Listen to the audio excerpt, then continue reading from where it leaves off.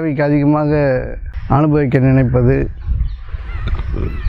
அதற்காக பிறர் வளைக்க நினைப்பது, இதெல்லாம் மனசஞ்சலத்துக்கு ஒரு காரணம். இருப்பதில் திருப்தி கொண்டு இறைவனுக்கு நன்றி உணர்வோடு கொடுக்கப்பட்டதில் தன்னுடைய வாழ்க்கையை சுகமாக வாழ முற்படுகிறானோ அவனுக்கு மனசஞ்சலம் என்பது குறைவாக இருக்கிறது, மன ஓட்டம் என்பதும் குறைவாக இருக்கிறது. இவங்க நல்லவங்க, அவங்க கெட்டவங்கன்னு தீர்ப்பு எழுதிக்கிட்டே போகிறது. ஒவ்வொரு நாளும் ஒவ்வொரு பொருளின் மீதும், ஒவ்வொரு தேவையின் மீதும், ஒவ்வொரு மனிதர் மீதும், ஒவ்வொரு செயல்பாட்டின் மீதும் தீர்ப்புகளை எழுதி கொண்டே செல்வது மனம் சஞ்சலத்தில் இருக்கிறது என்பதற்கான அடிப்படை. உள்ளமைதியை தேடாதவனுக்கு வெளி அமைதி அவசியமாக இருக்குது. உள்ளமைதியை தேடினவனுக்கு வெளியில் எப்படி இருந்தாலும் பிரச்சனை இல்லை.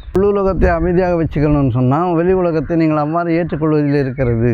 உள்ளமைதினா என்னதுன்னா, உள்ளதில் அமைதியாக இருக்கணும். தேடுங்க, தப்பு இல்லை.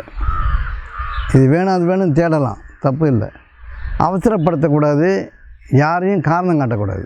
இது எப்படி செய்யலாம், அது எப்படி செய்யலாம், அவங்க எப்படி கேட்கலாம், இவங்க எப்படி கேட்கலான்னு அறிவு ஓடிக்கிட்டே இருக்கும். அந்த அறிவு ஒரு நிலையில் நிற்காது. அறிவு என்பது அற்றம் காக்கும் கருவி. அறிவு என்பது அன்பிற்குள் அடங்கும் பொழுது தான் உங்களுடைய துன்பத்தை காக்கின்ற கருவியாக அது மாறும். அன்புகளை கொண்டு வராமல் அறிவு இருந்து பலன் இல்லை.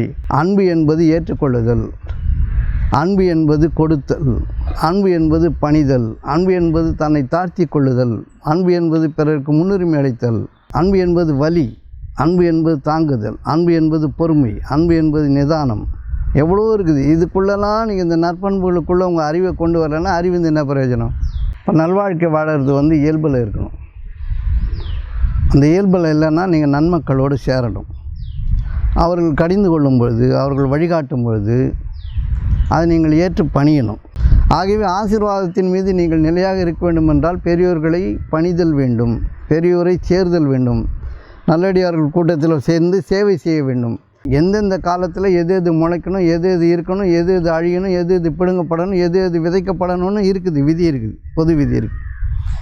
இந்த பொது விதிக்குள்ளே தனி விதி செய்கிறோம். எனக்கு இப்போவே நடக்கணும். இப்போ மனம் சஞ்சலமாக இருக்குது, என்ன காரணம்? அவசரப்படுத்துறது. கிடச்சிருச்சுன்னு ஏன் ஆட்டம், போயிடுச்சுன்னு ஏன் துக்கம்? சும்மா இரு, நடக்கிறது நல்லதாக நடக்கும். மனவடக்கம் தானாக தனியாக உட்காந்துட்டு பயிர முடியாது. அடிக்கடி சான்றோர்களுடைய சொல்லை கேட்கணும், நல்லவர்களிடம் சென்று சேவை செய்யணும், பணிவிடை செய்யணும், அவங்ககிட்ட பக்கத்தில் இருக்கணும், தொடர்புலேயே இருக்கணும். அப்போ மனம் அடங்க ஆரம்பிக்கும். அதான் மனிதர்களுக்கான சேவையை மகேசனுக்கான சேவைன்னா. மேலே நிற்கிறான், 50 அடி உயரத்தில் நிற்கிறான், 4 கிலோ செவத்தில் நின்று ஒரு பூசு வேலை செய்கிறான்னு வச்சுங்களேன். வீடு கட்டும்போது அவனுக்கு ஒரு 1000 ரூபாய் சம்பளம் போது நான் ஒரு 1500 ரூபாய் கொடுக்கணும்னு நினைக்கிறது. ஏன்னா அவன் நிற்கிற இடம் அந்த மாதிரி. அவன் வாழ்க்கைக்காக தொங்கிட்டு இருக்கிறான். அவனுக்கான பிரார்த்தனை, அவனுடைய வாழ்க்கைக்காக பிரார்த்தனை அமையும் பொழுது வேலையும் சிறப்பாக அமையும். நீ கொடுக்குற பணமும் உனக்கு திரும்பி வந்துடும். நோய் இல்லாமல் இருக்கணும் அப்படின்னு சொன்னால் தாயை போல வாழணும், பரிவோடு வாழணும், பண்போடு பேசணும், நட்புறவோடு இருக்கணும். குற்றம் பார்த்துக்கிட்டு நீ அப்படி செய்தியே, நான் அப்படி செய்தேனே, நீ அப்படி செய்யலாம், உனக்கு என்ன அறிவு இருக்கா, இதெல்லாம் தான் நம்ம பேசுகிறது. இதுதான் நம்முடைய நோய். இந்த வாழ்க்கை அழகாக நம்ம வாழறது. தேவைகள் சுருங்கணும், அளிக்கப்பட்டவற்றிலிருந்து செலவு செய்யணும், யாரை பற்றியும் தீய தீர்ப்பு, கெட்ட தீர்ப்பு எழுதக்கூடாது, அன்புடைய வார்த்தைகளை பேசணும், எல்லா அறிவையும் அன்புக்குள்ளே கொண்டு வரணும். பழுக்கும் காலம் வரைக்கும் எந்த பழமும் பழுக்காது. பழுக்கிற காலம் வந்தால் தான் பழுக்கும். அதுக்கு உண்டான சூழ்நிலை அமையாத வரைக்கும் அது பழுக்காது. அப்போ அந்த பொறுமையின் நிதானமும் நம்முடைய வாழ்க்கையுடைய லட்சியமாக இருக்கும் பொழுது நம்முடைய காரியங்கள் தானாக சீர்படுகின்றன. உங்களுக்கு பிடிக்கலை, கோபம்தான் வருது, அப்போவும் நீங்கள் நல்லது தான் சொல்லணும். சரி பார்க்கலாம், சரியாயிடும், கொஞ்சம் அமைதியாக இருப்போம், அப்படி தான் நீங்கள் பேசணும். நீங்கள் நல்லவர்களுக்கு சர்வீஸ் பண்ணணும்னு மட்டும் நினச்சிங்க. யாருக்கு சர்வீஸ் பண்ணணுமோ அது தானாக அமைஞ்சிடும். அது நீங்கள் சோகப்படும் போது, துன்பப்படும் போது, வலியை உணரும் பொழுது நீங்கள் ஒன்றும் கவலைப்படுறதுக்கு ஒன்றும் அவசியம் கிடையாது. நல்லது நடக்கணும்னு மட்டும் நினைங்க, நல்லது நடந்துடும். சரியா? இன்றைய சிந்தனை, நல்வாழ்க்கை வாழ்வதற்கு மனதை அடிக்கடி மாற்றி அமைக்க வேண்டியிருக்கிறது. இது அவசியமா? 2வது கேள்வி, மனம் புத்திசாலித்தனமானதா, சஞ்சலமானதா, கணக்கு பார்க்குமா, தெய்வீகத்தன்மையை அடைய முடியுமா? 3வது கேள்வி, மனவடக்கம் பயிலும் பொழுது எவ்வாறு செயல்களில் செயல்பட வேண்டும்?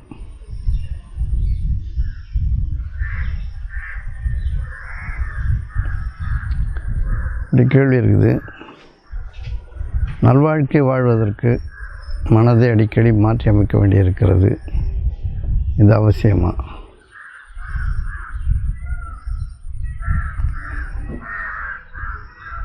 மனதை அடிக்கடி மாற்றி அமைக்க வேண்டியிருக்கிறதுன்னு சொன்னால், மனம் தன் போக்கில் இயங்கக்கூடியதாக இருக்கிறது. அதன் போக்கில் அது இயங்கும். மனம் என்பது ஓட்டமாய் ஓடிக்கொண்டிருக்கிறது. அதன் பின்னால் நாம் ஓடுகிறோம். மனம் எங்கே இருக்கிறதோ மனிதன் அங்கே இருக்கிறான். வாயு எங்கே இருக்கிறதோ மனம் அங்கே இருக்கிறது. மனமே எல்லாமாக இருக்கிறது. மனதை சரியாக பயிற்றுவிக்காவிட்டால் வாழ்க்கை நரகமாகிவிடும். இதெல்லாம் சான்றோர் கூற்று. இப்போது சாதாரணமாகவே எல்லோருக்கும் மனம் ஒரு பாய்ச்சல் உடையதாகத்தான் இருக்குது. எங்கேயாவது மேய்ஞ்சிட்டு தான் இருக்குது. அது ஒரு நிலைப்பாட்டுக்குள்ளே வரமாட்டேங்குது. நல்வாழ்க்கை வாழ்வதுன்னா என்னது? மனதை சுகமாக வைத்திருந்தால்தான் நல்ல வாழற மாதிரி தெரியும். மன சஞ்சலமானதாக இருந்தால் கஷ்டமாக இருக்கும், துன்பமாக இருக்கும். மன சஞ்சலம் எப்பவுமே சுயநலத்தால் ஏற்படுவது, பிறரிடம் இருந்து எதிர்பார்ப்பதால் ஏற்படுகிறது, பிறரை அடக்கி ஆள்வதால், பிறரை வழி திருத்துவதால் ஏற்படக்கூடியது மன சஞ்சலம். எல்லோரும் நமக்கு சாதகமாக நடக்கணும் அப்படின்ற ஒரு எதிர்பார்ப்பு தான் மன சஞ்சலத்துக்கான அடிப்படை. அல்லது தேவைக்கு அதிகமாக அனுபவிக்க நினைப்பது, அதற்காக பிறரை வளைக்க நினைப்பது, இதெல்லாம் மன சஞ்சலத்துக்கு ஒரு காரணம். தேவை குறைய மன சஞ்சலம் குறைஞ்சி போயிடும். எப்பெல்லாம் தேவை குறையுதோ அப்பெல்லாம் மன சஞ்சலம் இருக்காது. தேவையின் அடிப்படையில் தான் நம்முடைய தேடுதல் அதிகமாக இருக்குது. நம்முடைய தேவை என்ன என்பது நமக்கு தெரியல. நம்முடைய தேவை, முக்கியமான தேவை இறைவன் தான். இறைவன் என்பது பேராற்றல், பேரமைதி, பெரும் வலிமை, பெரிய நன்மை. இதுதான் நம்முடைய தேவையாக இருக்குது. ஆனால் நம்ம உலகப் பொருள்களின் காரணமாக, சிற்றின்பங்களின் காரணமாக, மதிப்பு மரியாதைகளின் காரணமாக 4 பேர் மதிக்க வாழணும் அப்படின்றதுக்காக நம்முடைய தேவைகளை பொருள்களின்பால் அதிகப்படுத்தி அதன் வழியில் நம்முடைய தேடுதல் அமையும் பொழுது மனம் சஞ்சலமாக இருக்கிறது. நல்ல வாழ்க்கை என்பது தேவை குறைவாக இருக்கும்போது ஏற்படுகின்ற ஒரு விளைவு. தேவை குறையும் பொழுது தான் வாழ்க்கை இனிப்பாக இருக்கிறது. தேவை அதிகமாகும் பொழுதெல்லாம் வாழ்க்கை கசப்பாக மாறிக்கொண்டே போகிறது. ஆகவே யாருடைய மனம் இருப்பதில் திருப்தி கொண்டு இறைவனுக்கு நன்றி உணர்வோடு கொடுக்கப்பட்டதில் தன்னுடைய வாழ்க்கையை சுகமாக வாழ முற்படுகிறானோ அவனுக்கு மன சஞ்சலம் என்பது குறைவாக இருக்கிறது. மன ஓட்டம் என்பதும் குறைவாக இருக்கிறது. தன் நன்மையை விட பிறருடைய நன்மையை எவன் அதிகமாக கருதுகிறானோ அவனுக்கு மன சஞ்சலம் என்பது இல்லை. தன்னுடைய நன்மையை முற்படுத்துவன், தன்னுடைய தேவையை முற்படுத்துவன் எப்போதுமே சஞ்சலமுடையவனாகவே இருக்கிறான். ஒரு இற்பிறந்தார்கண் நல்லது இல்லை, இற்பிறந்தார்கண் நல்லது இல்லை, இயல்பாக செய்யவும் நானும் ஒருங்குன்னு ஒரு குறள் இருக்குது. நடுவு நிலையும் வெட்கப்படுதலும், அதாவது நாணுதல், தீய செயல்களுக்காக நாணுதல்,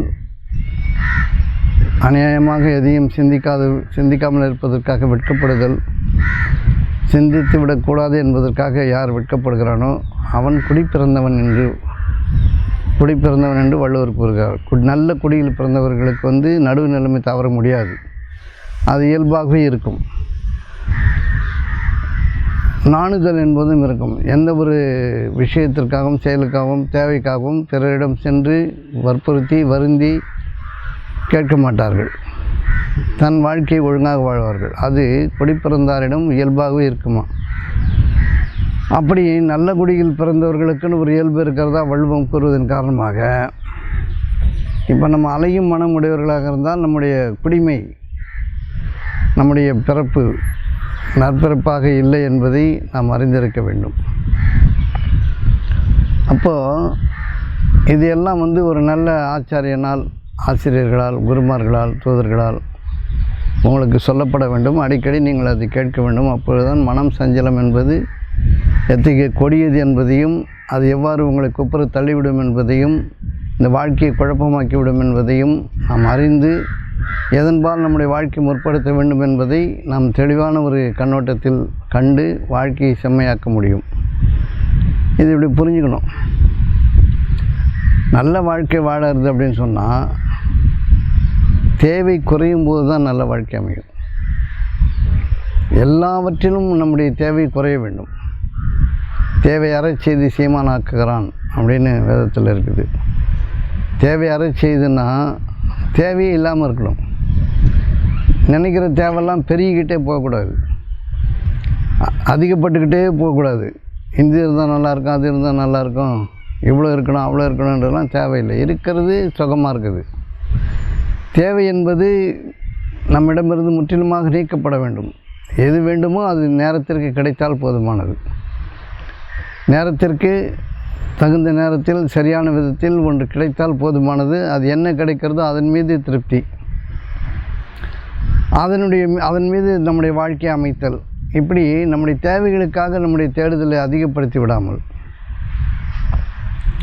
சம்பாத்தியத்திற்காக ஓடு என்று ஓடாமல், இருந்த இடத்திலிருந்தே எண்ணங்களை சீர்படுத்தி ஒழுங்குபடுத்தி என்ன அந்த நேரத்தினுடைய குறிப்பான தேவை என்பதை அறிந்து அந்த தேவையின் மீது நாம் நிற்கும் பொழுது அந்த தேவை நமக்கு உடனடியாக கிடைப்பதாக இருக்கிறது. அது போதுமானதாகவும் இருக்கிறது.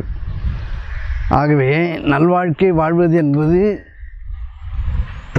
நம்முடைய அன்றாட தேவைகளின் மீது கவனம் வைத்தால் போதுமானது. 1000 ஆண்டுகளுக்கான வாழ்க்கைக்கான தேவையை தேடி தெரியக்கூடாது. என்ன இருக்கிறதோ அது போதுமானது. எவ்வளோ முயன்றாலும், எவ்வளோ கஷ்டப்பட்டு, எவ்வளோ படித்து, எவ்வளோ தெரிஞ்சு, எவ்வளோ சம்பாதிச்சாலும் நீங்கள் அனுபவிக்க வேண்டியது எதுவோ அது மட்டும்தான் அனுபவிக்க முடியும். உங்களுக்கு எதுவோ அது மட்டும்தான் உங்களால் அனுபவிக்க முடியும். அதை தாண்டி அனுபவிக்க முடியாது. பெரிய பெரிய தோட்டம், துறவு, நிலம், நீச்சு, காரு, வண்டி, பங்களா இருந்தாலும் இந்த குறிப்பிட்ட காலத்தவணையில் நீங்கள் எதில் போகணுமோ அது மட்டும்தான் போக முடியும். எல்லாத்துலேயும் உழுந்து புரள முடியாது. ஒரு பெரிய மாடி வீடு இருக்குதுன்னா 7 மாடி இருக்குது, 8 மாடி இருக்குதுன்னு ஏறி உருண்டுக்கிட்டுலாம் தெரிய முடியாது. சும்மா ஒரு 6 அடி ரூமு, 10 அடி ரூமு, அவ்வளோதான். ஒரு போய்க்கலாம் வந்துக்கலாம், அலங்காரமாக வச்சுக்கலாம். ஆனால் எல்லாத்தையும் அனுபவிக்க முடியாது. இந்த அனுபவிக்க முடிகிற அளவுக்கு அனுபவித்தா போதுமானதுன்னு நினச்சா இடம்பட வீடெல்லாம், இடம்பட வீடெடையில். ரொம்ப பெருசான வீடு கட்டக்கூடாது அப்படின்றாங்க. உங்களுக்கு தேவைக்கு, அதாவது தேவையை சுருக்க சுருக்க மனம் அடங்கி கொண்டே போகும். இதுதான் அதனுடைய குறிப்பு. இப்போ மனம் சஞ்சலமானதானா? சஞ்சலமானது தான். ஏன் சஞ்சலமாகுது? உங்களுடைய தேவைகள் விரிந்து கொண்டே போகிறது. நீங்களாக ஏதோ ஒரு கற்பனை பண்ணுறீங்க, நீங்களாக இது நல்லதுன்னு நினைக்கிறீங்க, இல்லை இது கெட்டதுன்னு நினைக்கிறீங்க. இவங்க நல்லது, இவங்க நல்லவங்க, அவங்க கெட்டவங்கன்னு தீர்ப்பு எழுதிக்கிட்டே போகிறது. ஒவ்வொரு நாளும் ஒவ்வொரு பொருளின் மீதும், ஒவ்வொரு தேவையின் மீதும், ஒவ்வொரு மனிதர் மீதும், ஒவ்வொரு செயல்பாட்டின் மீதும் தீர்ப்புகளை எழுதி கொண்டே செல்வது மனம் சஞ்சலத்தில் இருக்கிறது என்பதற்கான அடிப்படை. தீர்ப்பு எழுதிய யாரை பற்றியாவது ஒரு கருத்துருவாக்கம் வச்சுக்கிட்டே இருக்கிறது. யாரோ இப்படி இருந்துட்டு போகிறாங்க அப்படின்ற மனநிலைக்கு நான் மாறுதில்லை. எப்போ பார்த்தாலும் ஏதாவது ஒரு கருத்துருவாக்கம் பண்ணிக்கிட்டு அவங்க அப்படி, இவங்க இப்படி, இது அப்படி, நீ சரியில்லை, நீ போகல வரல அப்படிலாம் சொல்லிகிட்டே இருக்கணும்ல. நம்ம மனம் நிற்காது, நல்ல வாழ்க்கை நோக்கி திரும்பாது. இப்போ ஒரு வியாபாரம் பண்ணுறோம், ஒருத்தர் கூப்பிட்றாங்க, நீ நாளைக்கு இந்த வேலையை செய்யுங்க, இவ்வளோ பணம் வாங்கிக்கங்கன்னு சொல்கிறான்னு வச்சுக்கோங்க. நம்ம ஒரு ஆசையில், அபிலாஷையில், தேவையின் அடிப்படையில் நல்ல விதமாக பேசுவோம், செய்வோம். மறுநாள் அவங்க வேண்டான்ட்டாங்கன்னா உடனே நம்முடைய மனம் காயமாயிடும். ஏன் வேணான்னாங்க, எதுக்கு வேணான்னாங்க, இப்படி சொன்னாங்களே, செய்தாங்களேன்னு. வேணான்ட்டாங்க, அவ்வளோதான். சாதாரணமாக விடுறதுக்கு நம்ம மனம் வரதில்லை. அதை போட்டு குத்தி குடஞ்சி கிழித்து நம்மளை ரணமாக்கிக்கிட்டு ஓடுது. இது மாதிரி எல்லா விஷயங்கள்லேயும் மனதை சஞ்சலப்படுத்துவது என்பது அனாவசிய தேவைகளில் நாம் ஆட்படுவது. யாரை பற்றியும் ஒரு குறிப்பு எழுதி வச்சுக்கிறதே மிகப்பெரிய. அக்கம் பக்கத்தில் இருக்கிறவன் எப்படி வேணாலும் இருப்பான். நிறைய டிவியை போட்டு பாட்டு வச்சுப்பான், பெருசாக கேட்பான், நம்மளால் பொறுக்க முடியாது. ஏன்னா பக்கத்தில் தான் இருக்கிறான். அவன் பக்கத்தில் இல்லைன்னா நீ பயந்துருவேன். ஒரு காட்டில் இருக்கிறேன்னு வச்சுக்கலேன், யாருமே பக்கத்தில் இல்லைனாலும் பயமுடைய வாழ்க்கையாகிடும். பக்கத்தில் இருக்கிறது ஒரு பாதுகாப்பு கொண்டு தான் வந்து நகரங்களில் நம்ம வீடுகளை அமைத்து கொள்கிறோம். அக்கம் பக்கத்தில் இருக்கிறவன் குடிச்சிட்டு வருவான், ஆட்டம் போடுவான், சண்டை போடுவான், திட்டுவான், உதைவான், ஏதாவது ஒன்று நடந்துகிட்டு தான் இருக்கும். அவங்கெல்லாம் வந்து நீங்கள் கொஞ்சம் அமைதியாக இருக்குன்றதுக்காக எல்லோரும் அமைதியாக இருக்கணும்னு அவசியம் கிடையாது. உலகம் எவ்வாறு போய்கொண்டு இருக்கிறதோ அவ்வாறு போய்கொண்டே இருக்கும். உலகத்தை நீங்கள் ஏற்றுக்கொள்ளாத வரையில் உங்கள் மனம் சஞ்சலத்தில் இருக்கும். அவங்க அவ்வளோ டிவி போட்டு வைக்கிறான். இப்போ திருவிழாக்கள் வரும்போது நிறைய ஒலிபெருக்கிகளை வச்சு பண்ணுவாங்க. எல்லா மதமும் எல்லா காரங்களும் பண்ணுவாங்க. ஏதோ ஒரு விழா நடத்துவாங்க. அது நமக்கு வந்து ரொம்ப டிஸ்டர்பன்ஸாக இருக்கும், தொந்தரவாக இருக்கும். பிள்ளைங்க படிக்குது, எக்ஸாம் எழுதி இவன் வேறு போட்டு கத்திட்டுருக்கிறான், அது பண்ணிகிட்ருக்கிறான், இது பண்ணிகிட்ருக்கிறான் அப்படின்னு சொல்லி இந்த மனதை நிறுத்தவே முடியாது. அது ஏதாவது ஒரு நமக்கு சங்கடமான ஒன்று நடக்கிறதா நம்ம கருதிட்டோம்னா நம்மளை ஓட்டுன்னு ஓட்டிடும். அது வீட்டுக்குள்ளே படுத்தாலும் நிம்மதியாக இருக்க முடியாது. எல்லா கதையும் அடைச்சிட்டு சத்தம் வெளியே இருக்கக்கூடாதுன்னா காற்று வராது. சத்தம் வருதுன்னு சத்தம்னா காற்று வராது, ஒரே புழுக்கமாக இருக்கும். இப்போ என்ன தான் பண்ணுறதுன்னா, இந்த மாதிரி இடம் மக்கள் கூட்டம் இருக்கிற இடத்துல நம்ம வாழணும், பக்கத்தில் ஹாஸ்பிட்டல் இருக்கணும், ஸ்கூல் இருக்கணும், நம்ம தானே முடிவு பண்ணுறோம். நம்ம முடிவு பண்ணி உட்காந்துக்கிட்டு அவன் கொஞ்சம் டிவியை பெருசாக வச்சான், வீட்டில் சண்டை போட்டான், பிடிச்சிட்டு வந்தான். எல்லோரும் வந்து குருகுலத்தில் வாழறோம்.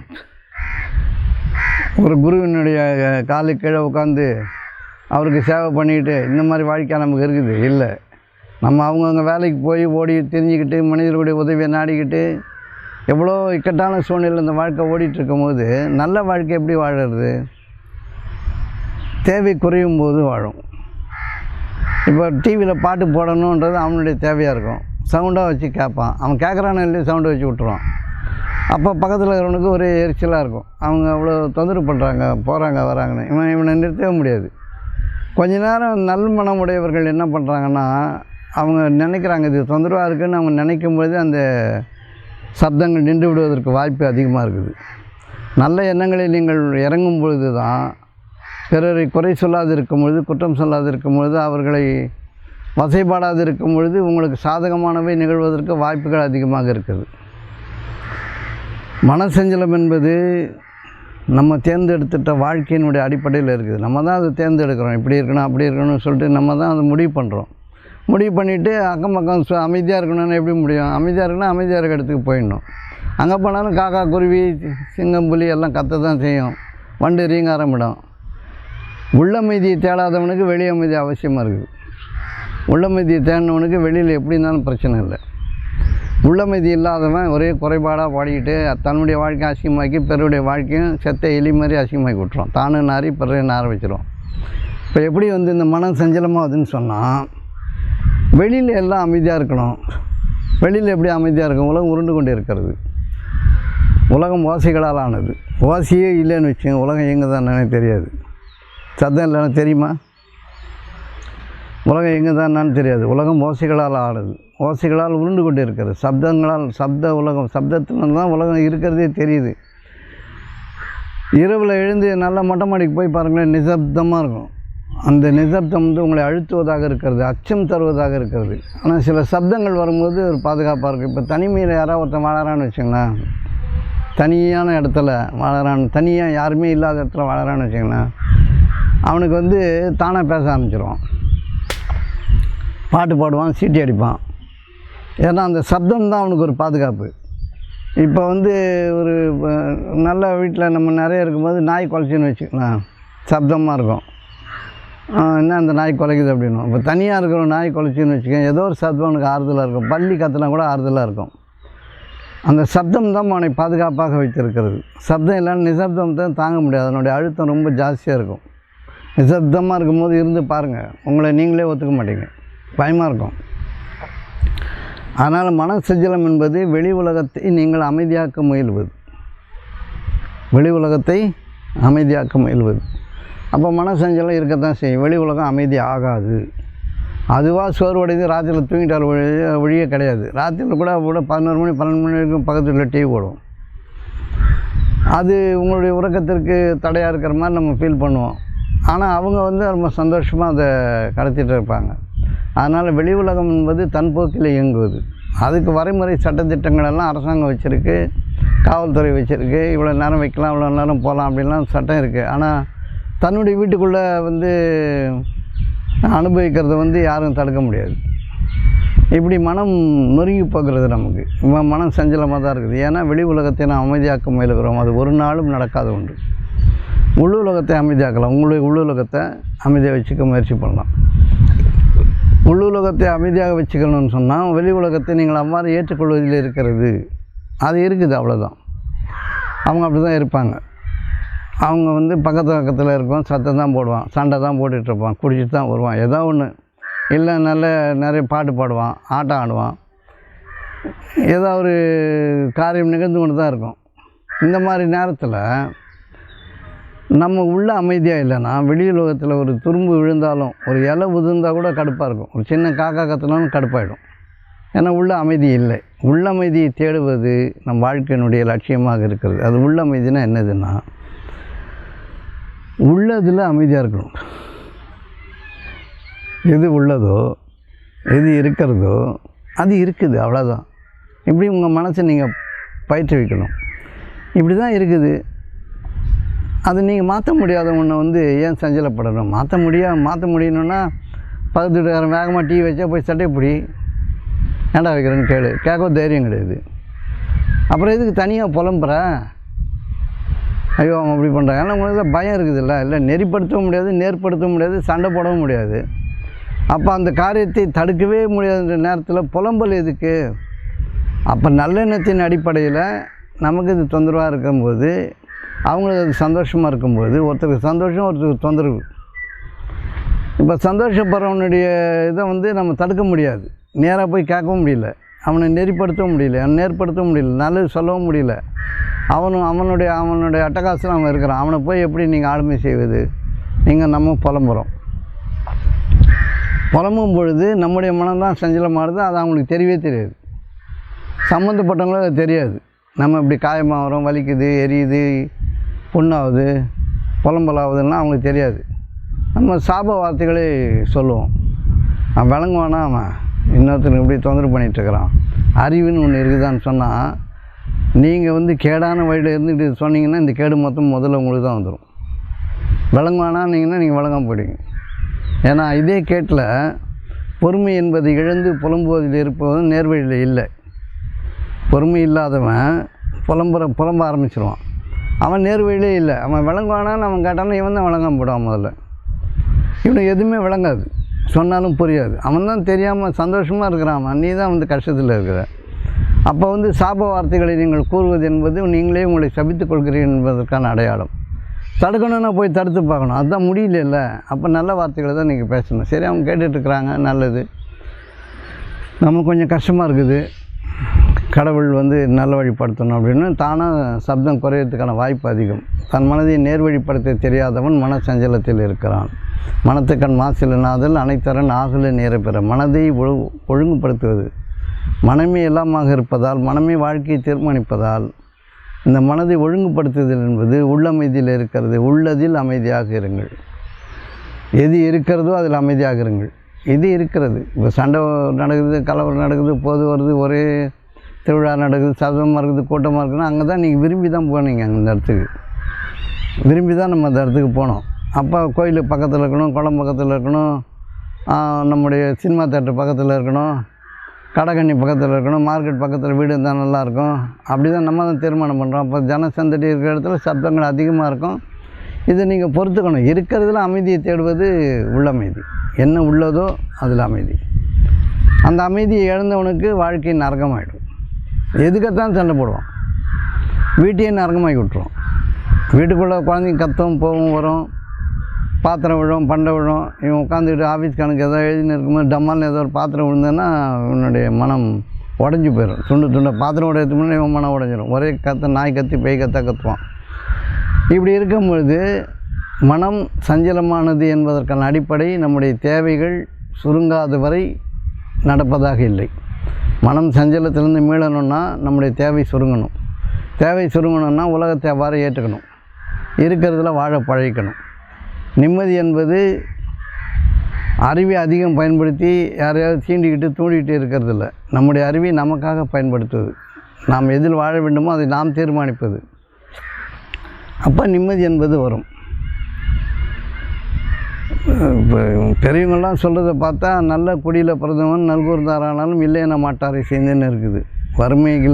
வறுமையே வந்து வாட்டி எடுத்தாலும் நல்ல குடி பிறந்தால் நல்கூர்ந்தாரானாலும் இல்லைன்னா மாட்டாரை சேர்ந்து. மனம் வந்து யாருக்கும் இல்லைன்னு சொல்ல மாட்டார். நல்ல குடியில் பிறந்தவனுக்குன்னு சில வரம்புகள் விதிமுறைகள் வச்சுருக்காங்க. இவங்கெல்லாம் நல்ல குடியில் பிறந்தவங்க. அப்போ ஆர்ப்பாட்டமாக இருக்கிறவன், அழுகிறவன், கத்துறவன், புலம்புறவன், சண்டை போடுறவன் இவெல்லாம் நல்ல குடியில் பிறக்கலைன்னு அவங்களே சொல்லிடுறாங்க. இல்லை, கரும்பை கடித்து கரும்பை கந்துக்குறன்னு இடித்து நீர்கொள்ளினும் மின் சுவைத்தே ஆகுமா. ஒரு கரும்பு நல்லா கடித்து அடித்து பிடிச்சி புழிஞ்சி சாரை எடுத்தால் எப்படி இருக்குமா? இனிப்பாக இருக்கும். வடுப்பட வைதக்கண்ணும் நல்ல குடி பிறந்தார், வடுப்பட வைதக்கண்ணும் குடி பிறந்தார், கூறார்தம் வயற்சியதைந்து. நல்ல குடியில் பிறந்தவன் எவ்வளோ தான் துன்பப்படுத்தப்பட்டாலும் தன்னுடைய வாயில் கெட்ட வார்த்தையை பேச மாட்டானான். வடுப்பட வைதக்கண்ணும் குடி பிறந்தார், கூறார் தம் வாயிற் சிதைந்து. கடித்து கரும்பை கந்துக்குறன்னு இடித்து நீர்கொள்ளினும் மின் சுவைத்தே ஆகும். அப்போ கரும்புன்னு ஒன்று இருந்தால் அது எவ்வளோ தான் கசைக்கு புழிஞ்சாலும் இனிப்பான சாறு தான் கொடுக்கும். இப்போ நல்ல குடியில் பிறந்தவன் எவ்வளவு துன்பமான வார்த்தைகளை சந்திக்க இருந்தாலும், துன்பமான வாழ்க்கையை அவன் வந்து வாழ்ந்தாலும் அதை பிறரை காரணம் காட்டாமல் பிறரை வந்து இழிவான வார்த்தைகளால் பேசவே ஆனால் முடியாது. நம்ம அனாவசியமாக பேசுகிறோம். இழிவான வார்த்தைகள் யார் வாயில் வரும்? சாப வார்த்தைகள் யார் வாயில் வரும்? அவன் நல்ல குடியில் பறக்கலான்றாங்க. நல்ல குடியில் பிறந்தவனுக்குன்னு ஒரு இயல்புகள் இருக்கிறதா நிறைய சான்றோர்கள் கோரியிருக்கிறாங்க. இவங்கவுங்க இப்படி இருக்கணும், இவங்கவுங்க இப்படி இருக்கணும். இப்போ மனவடக்கம் பயில்பவர்கள் எவ்வாறு இருக்கணும்னா இயல்புலேயே இருக்குமா. நல்ல வாழ்க்கை வாழணும்னு நினைக்கிறது வந்து இயல்புலேயே இயல்பாக செய்யவும் நாணமும் ஒருங்குன்னு வள்ளுவர் சொல்கிறார். இற்பிறந்தார்கண் நல்லது இல்லை, இயல்பாக செய்யவும் நாணமும் ஒருங்கு. நடுவுநிலை நிற்றலும் நல்ல வாழ்க்கை வாழுதும் தீயவற்றிற்காக வெட்கப்படுதலும் குடி பிறந்தார்க்கு இயல்பாக இருக்குமா. இப்போ நம்ம இதை பயிற்சியில் கொண்டு வந்து நம்ம திட்டமிட்டு போட்டு நடத்தினாலும் ஒரு அளவுக்கு இது உதவி செய்யும். இது எப்படி வந்து இந்த மனதை அடக்கிறதுன்னு சொன்னால், மனசஞ்சலத்தை அடக்கிறதுனா முதல்ல தேவை குறையணும். தேவை அதிகமாகிக்கிட்டே போனோம்னா தேவை தானாக கிடச்சா பரவாயில்ல. சம்பாரித்து எடுக்கணும், முயற்சி பண்ணணும், உழைக்கணும், திட்டமிடணும், இதெல்லாம் நம்ம பண்ணோம்னா இந்த வாழ்க்கையினுடைய அமைதி கெட்டு போயிடும். அப்போ உலகம் முன்னேறது எப்படி? பெரிய பெரிய பிஸ்னஸ்மேன் அவங்கெல்லாம் கண்டுபிடிப்புகள் நிகழுது இல்லையா? நிறைய வியாபாரம் நடக்குது, பகலாக கஷ்டப்படுறாங்க அப்படின்னு சொன்னால் அந்த மக்களுக்கான இயல்பில் அவங்க இருக்காங்க. அவங்க அதை வந்து பிரச்சனையை எடுத்துக்க மாட்டாங்க. பிரச்சனையை எடுக்கிறவங்களை கொண்டு தான் அந்த பிரச்சனை. மனம் சஞ்சலமாக இருக்கிறது அப்படின்னு சொன்னால் தேவை உங்களுக்கு அதிகமாக இருக்கிறது என்று பொருள். அல்லது தேவையில் நீங்கள் ரொம்ப குறைஞ்சிருக்கிறீங்க, ஒரு தேவைக்கான தேடுதலில் நீங்கள் மும்முரமாக இருக்கிறீங்கன்னு பொருள். அப்போ மனம் சஞ்சலமாக இருக்கும். இருப்பதின் மீது உள்ளதின் மீது அச்சம். என்ன இருக்குதோ அதில் அச்சப்படணும், பயந்து வாழணும், பயந்தவனுக்கு வாழ்க்கை, இப்படிலாம் சொல்லியிருக்காங்க. அதை அப்படி புரிஞ்சுக்கணும். இப்போ நல்வாழ்க்கை வாழுதல் என்பது, நல்ல வாழ்க்கை என்பது என்ன இருக்கிறதோ அதன் மீது திருப்தி உறுதல். தேடுங்க, தப்பு இல்லை. இது வேணும் அது வேணும் தேடலாம், தப்பு இல்லை. அவசரப்படுத்தக்கூடாது, யாரையும் காரணம் காட்டக்கூடாது. இவங்களால் அது கெட்டு போச்சு, அவங்களால் அது கெட்டு போச்செல்லாம் கிடையவே கிடையாது. யாரும் நம்முடைய தேவைக்கு முட்டுக்கட்டையாக இருக்க முடியாது. நமக்கு அது தேவையா தேவையில்லையான்னு சொல்லி நம்ம தீர்மானமே எடுக்காமல் தேடிட்டுருப்போம். நிஜமாக நமக்கு அது தேவையான்னு பார்த்தா தேவையாக இருக்காது, சும்மா வாங்கி வச்சுக்கிறது. இப்போது ஒரு பணம் இருக்குதுன்னு சொல்லிட்டா நம்ம வந்து ஒரு இடம் வாங்குவோம், இல்லை ஒரு பொருள் வாங்குவோம், நகை நட்டு வாங்குவோம். அது தேவைன்னு பார்த்தா தேவை கிடையாது. இன்னும் ஒரு வீட்டில் வாடறான், ஒரு வீடு வசதியாக இருக்குன்னா அந்த வீடு அவனுக்கு போகுது தானே. இன்னும் 2 வீடு வாங்கி வைப்போம் அப்படின்னா எதுக்கு அது? அதை விட அந்த செல்வத்தை வந்து செலவழிக்கும் விதத்தில் செலவழித்து சேர்க்க வேண்டியதை சேர்த்து வைக்கலாம்ல. நல்லவற்றின்பால் நம்ம முந்தி கொண்டு செலவு செய்து நல்லது சேர்த்து வைக்கலாம்ல. இங்கே ஒரு வீடு வச்சுப்பான், கல்கட்டாவில் ஒரு வீடு வச்சுப்பான். போயிட்டு வரதுக்குள்ளே வாழ்க்கை முடிஞ்சிடும். இல்லை டெல்லியில் ஒரு கெஸ்ட் ஹவுஸ் வச்சுப்பான். அப்புறம் ஐரோப்பா, ஆஸ்திரேலியா, அங்கங்கே ஒரு வீடு ஏதாவது ஒன்று சொத்து வாங்கி வச்சுப்பாங்க. இவங்க போகிறதுக்கு வரதுக்குமே பெரிய பிரச்சனை. அது பராமரிக்கிற செலவு அப்படிலாம் நிறைய இருக்கும்.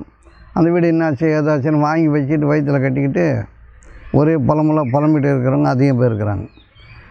என்ன தேவையோ இருக்கிற இடத்துல எது தேவையோ, இப்போ வந்து நீங்கள் அடிக்கடி ஒரு ஊருக்கு போகிறதா இருக்குன்னு வச்சுங்களேன், அங்கே ஒரு வீடு இருந்தால் நல்லாயிருக்கும். நம்ம போய் எங்கேயும் தேட வேணாம். அடிக்கடி போகிறதா இருந்தால் மாதத்துக்கு ஒரு 10 வாட்டி போகிறீங்கன்னா ஒரு வீடு கட்டிக்கலாம். சின்னதாக ஒரு கெஸ்ட் ஹவுஸ் மாதிரி வச்சுக்கிட்டு போய் அனுபவிச்சுட்டு வரும்போது வந்துடலாம். இப்போ தேவையில்லாமல் வீடை வச்சுக்கிட்டு ஒன்று வாடகை விட்டுருது. வாடகைக்கு ஏராளம் செல்வம் இருக்குது. அதை ஒரு தேவையில்லாத ஒரு வீட்டை எங்கேயாவது வச்சுக்கிட்டு ஒரு வாடகை விட்டுட்டு அந்த வாடகை வாங்குறதுக்கு இங்கேருந்து போகிறது. இல்லை அவன் அனுப்பலைன்னா வாடகை அனுப்பலான்றது. இல்லை அப்புறம் வீடு எப்படி வச்சுருக்கான்னு நம்ம இல்லை நம்ம பார்க்கல, ஆணிக்கினி அடித்து வச்சானோன்னு ஒரு புலம்பலில் இருக்கிறது. இப்படி வந்து தேவையற்ற காரியங்களின் மீது தன்னுடைய சேமிப்பை செலுத்துவானும் இந்த மன சஞ்சலப்படுவான். நிறைய சேர்த்துமா அனுபவிக்கிறதுன்றது வந்து முடியாமல் இருக்கும். இப்போ இந்த பொருள் சேர்க்கை வந்து அங்கங்கே பரவி இருந்ததுன்னா, நிறைய இடங்களில் இருந்ததுன்னா யாருக்கு வந்து நிம்மதியாக இருக்கும்? இருக்கிற இடம் தெரியாமல் அது பாட்டில் இருக்கும். இவன் பாட்டில் இங்கே இருந்துட்டு புலம்பிட்டுருப்பான். அப்போது தேவை அதிகப்பட தேவை இல்லாதது நீங்கள் நம்ம தேவைன்னு நினைக்கிறோம்.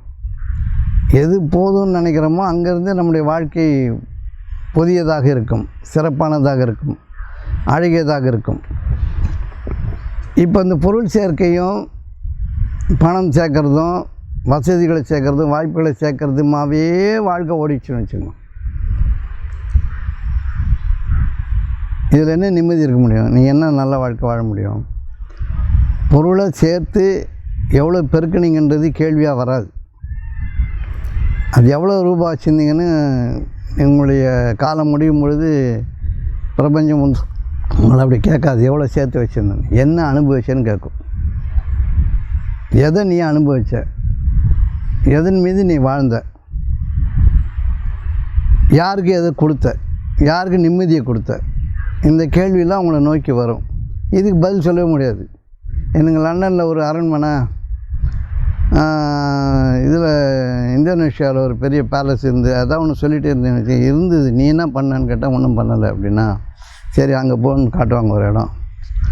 அந்த இடம் வந்து போகக்கூடாத இடமா இருக்கும், அதான் நரகம். அப்படி வந்து நம்முடைய வாழ்க்கையை வந்து நம்ம வந்து அசிங்கமாக்கிறது பொருளினுடைய தேவையின் மீது மனதை அதிகம் செலுத்துவது. பொருளை சிக்கனப்படுத்துறது மாதிரி அது ஒரு கேவலம் வந்து உலகத்திலே கிடையாது. செலவு செய்து வாழு அப்படின்னு சொன்னால், செலவு செய்யும்போது தான் நீங்கள் வாழ்க்கையை அனுபவிக்கிறீங்க. ஒவ்வொரு வேலையின் மீதும் உங்களுக்கு ஒரு பொறுப்பு இருக்குது. எந்த வேலை செய்தாலும் அதில் ஒரு பொறுப்பு இருக்குது. அந்த பொறுப்பில் ஒரு வருமானம் இருக்குது. அந்த வருமானத்தை நீங்கள் வாழணும். வருமானத்தை வர வச்சிட்டோமா உடனே உங்களுடைய வாழ்க்கை வந்து தொடங்கிடாது. வருமானம் இருந்து செல்வத்தை சேர்த்துக்கிட்டிங்கனாலும் அந்த வாழ்க்கை பெருசாக இருக்காது. சேர்த்தது எவ்வாறு செலவு செய்தீர்கள், கொடுத்தது எவ்வாறு அளித்தீர்கள், யாருக்கு உதவி பண்ணீங்க, யாருக்கு இதமாக பேசுனீங்க, யாருக்கிட்ட அன்பாக இருந்தீங்க, யாருக்கிட்ட அறிவுபூர்வமாக வழிகாட்டிங்கன்ற கேள்வி தான் வருமே தவிர எவ்வளோ சொத்து வச்சிருக்கேன்ற கேள்வி வந்து உங்களுக்கு கேட்கப்படாது. நீ எவ்வளோ வச்சுருந்தாலும் வீணானதான். அந்த வீணானதை வச்சுக்கிட்டு வீணான வாழ்க்கையை வாழ்ந்துக்கிட்டு வாழ்க்கை முடியும் போது ஐயோ அப்பா அம்மான்னு கத்திக்கிட்டு, நான் சான்றோர் சொல்வார், இந்த ஆம்புலன்ஸில் போகிறோன்னு பார்த்து ஐயோன்னு கத்திட்டு போகிறான் பாரு, என்ன பாவம் பண்ணானோன்னு வரு. அவர் சான்றோர் சொல்வார், நான் சொல்ல. அவங்க என்ன பாவம் பண்ணாங்க நமக்கு தெரியாது, நல்லவர்களும் போகக்கூடும் ஆபத்து காலத்தில், அவர் சொல்லுவார். அது மாதிரி அந்த மாதிரி நம்முடைய வாழ்க்கையை நாம் மனம் சஞ்சலமற்று வாழணுன்னா தேவை குறையணும், தேவை அறச்செய்தி சீமானாக்கணும், சீமானாக வாழணும். ஆனால் தேவை என்பது இருக்கக்கூடாது. இருக்கிறதுல ஒரு வாழ்க்கை, என்ன இருக்குதோ அதன் மீது வாழ்க்கை, என்ன கொடுக்கப்பட்டு இருக்கிறதோ அதன் மீது சுகம். அப்படி ஒரு வாழ்க்கையை அமைக்கிறதுக்கு நம்ம முயற்சி செய்யலைன்னா நம்முடைய மனம் சஞ்சலமாக இருக்கும். யாரை பார்த்தாலும் குறை பேசுறது, யாரை பார்த்தாலும் குற்றம் சொல்கிறது, எவனை எதுக்காக நம்ம குற்றம் சொல்கிறேன்னு நமக்கு தெரியல. நம்முடைய மன அமைதி கெட்டு போனதுனால வெளி உலகத்தை எப்படி அமைதியாக வச்சுக்கிறது? வெளி உலகம் அதனுடைய வாழ்க்கையை தானே வாழும், அது இஷ்டத்துக்கு தானே போகும். இப்போ நம்ம ஒரு குடும்பம் வச்சுருக்கோம், நம்ம பிள்ளைக்குட்டி வச்சுருக்கோன்னா ஆளுக்கு ஒரு மனம் படைக்கப்பட்டுக்கல, எல்லாருக்கும் ஒரு மனம் இருக்குதில்ல, எல்லாருக்கும் ஒரு தேவை இருக்குதில்ல. நம்ம கொடுக்குறதுல எல்லாமே திருப்தி அடைஞ்சிருவாங்க. அவங்க தேவை அவங்க கேட்கத்தானே செய்வாங்க.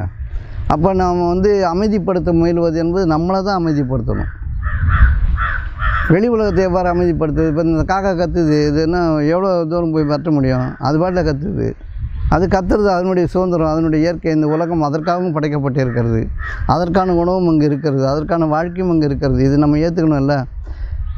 குயில் கூவுனா கூட எப்படி சனியை கத்துது பாருங்க. எதையுமே புலம்பி குற்றம் குறை சொல்லி ஒரு மனிதனை பற்றி தீர்ப்பு எழுதி இவன் இப்படியாப்பட்ட ஆள், இவன் நம்பினது வேஸ்ட்டு, இவன் நல்லவன் நினச்சேன், இவன் அயோக்கிய பயலாக இருக்கிறான், அவன் நேரத்துக்கு ஏற்ற மாதிரி பேசுகிறான், அவனுக்கு சூழ்நிலைக்கு ஏற்ற மாதிரி பேசுகிறான். அதில் வேறு என்ன இருக்குது? ஒரே மாதிரி பேசுகிறதுக்கு மிஷினாக ரெக்கார்ட் பண்ண மெசேஜாக நான் இப்போ உங்கள்கிட்ட வந்து பேசுகிறேன், நேற்று காலையில் பேசுகிற மாதிரி நீங்கள் பேசுனா ரெக்கார்டட் மெசேஜ் தான் வரும். காலையில் கொஞ்சம் அன்பாக பேசியிருப்பாங்க, அறிவுபூர்வமாக சொல்லியிருப்பாங்க, மத்தியானம் கொஞ்சம் கடுப்பாக பேசுவாங்க, கொஞ்சம் ஆக்ரோஷமாக இருக்கும். இன்னும் காலையில் ஒரு மாதிரியாக இருக்கார், மத்தியானம் ஒரு மாதிரியாக இருக்காருன்னா ஒரு மனிதனை பற்றி நீ ஏன் தீர்ப்பு எழுதுகிற? காலையில் ஒரு வாழ்க்கை அவருக்கு இருந்தது, சூழ்நிலை சரியாக இருந்தது, கரெக்டாக இருந்தார். மத்தியானம் சூழ்நிலை சரியில்லை, அவருக்கு கொஞ்சம் கோபம் இருக்குது, வெறுப்பு இருக்குதுன்னா அதன் அடிப்படையில் தான் வெளிப்படுவார். உடனே அந்த மனிதனை பற்றி தீர்ப்பு எழுதுறது எப்படி? மனிதர்கள் மீது குற்றம் இல்லை, சூழ்நிலைகளும் சந்தர்ப்பங்களும் வாழ்க்கை தேவைகளும் மற்ற அமைப்புகளும் அவனுக்கு சாதகமாக இருந்தால் தான் நல்லதாகவே பேச முடியும். இது புரியவே இல்லைன்னு வச்சுங்க. இப்போ யாருக்காவது ஒருத்தருக்கு இது புரியணும். இது குடிப்பிறந்தாருக்கு இயல்பாக இருக்குமா? செய்யமும் நானும்.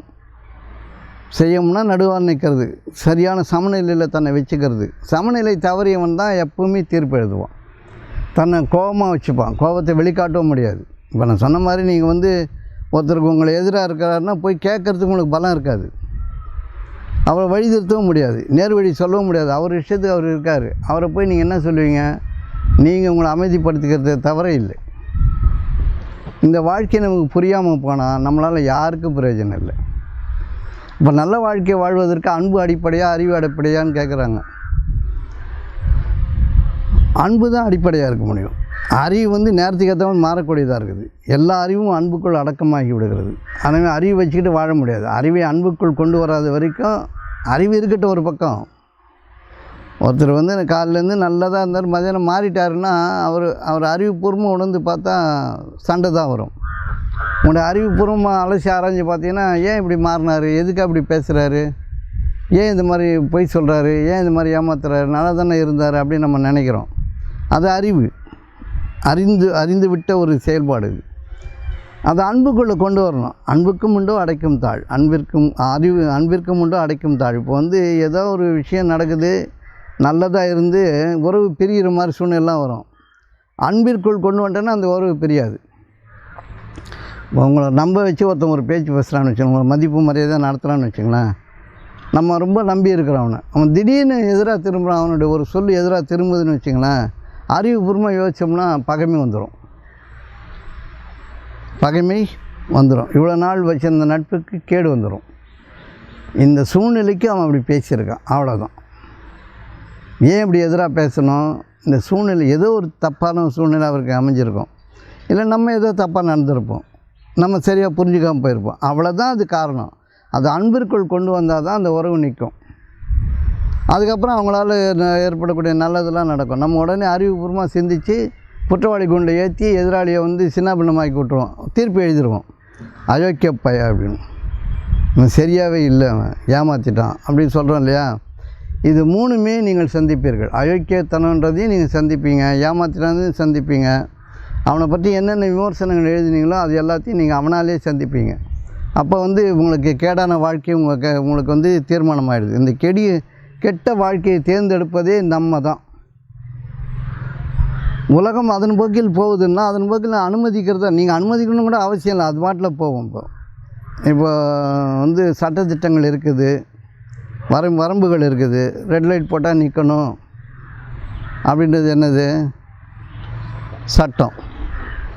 ரெட் லைட் போட்டால் நிற்கணுன்றது விதி. அந்த விதி ரெட் லைட் இல்லாத இடத்துல உங்களுக்கு தெரியும், ரெட் லைட் இல்லாத இடத்துலையும் உங்களுக்கு தெரியும். ரெட் லைட் போட்டால் நிற்கணும்னு ஞாபகம் இருந்ததுன்னா ரெட் லைட் போட்டால் நிற்கணுன்றது விதிக்கப்பட்டது நல்லா தெரியும். இப்போ ரெட் லைட் சந்திக்கிற இடத்துல நீங்கள் நின்று தான் ஆகணும், அது கட்டாயம். அது ரெட் லைட் போட்டால் நீங்கள் வண்டியை நிறுத்தி தான் ஆகணும், வேறு வழியே கிடையாது. போனீங்கன்னா வர மீறுதல், ஒன்று உயிர் போகலாம், இல்லை யாரையாவது நீங்கள் இடித்து தள்ளிடலாம், இல்லை எதுவும் நடக்கலைன்னா கூட போலீஸ் உங்களை கைது பண்ணலாம் இல்லையா? இது மாதிரி விதி வந்து நமக்கு என்னன்னு தெரியும். உலகத்தினுடைய விதியை வந்து அது இஷ்டத்துக்கு போகிறது தான், அது இஷ்டத்துக்கு போகிறது தான் உலகத்தினுடைய விதி. அது இஷ்டத்துக்கு போகுமா, நம்ம இஷ்டத்துக்கு போகுமா?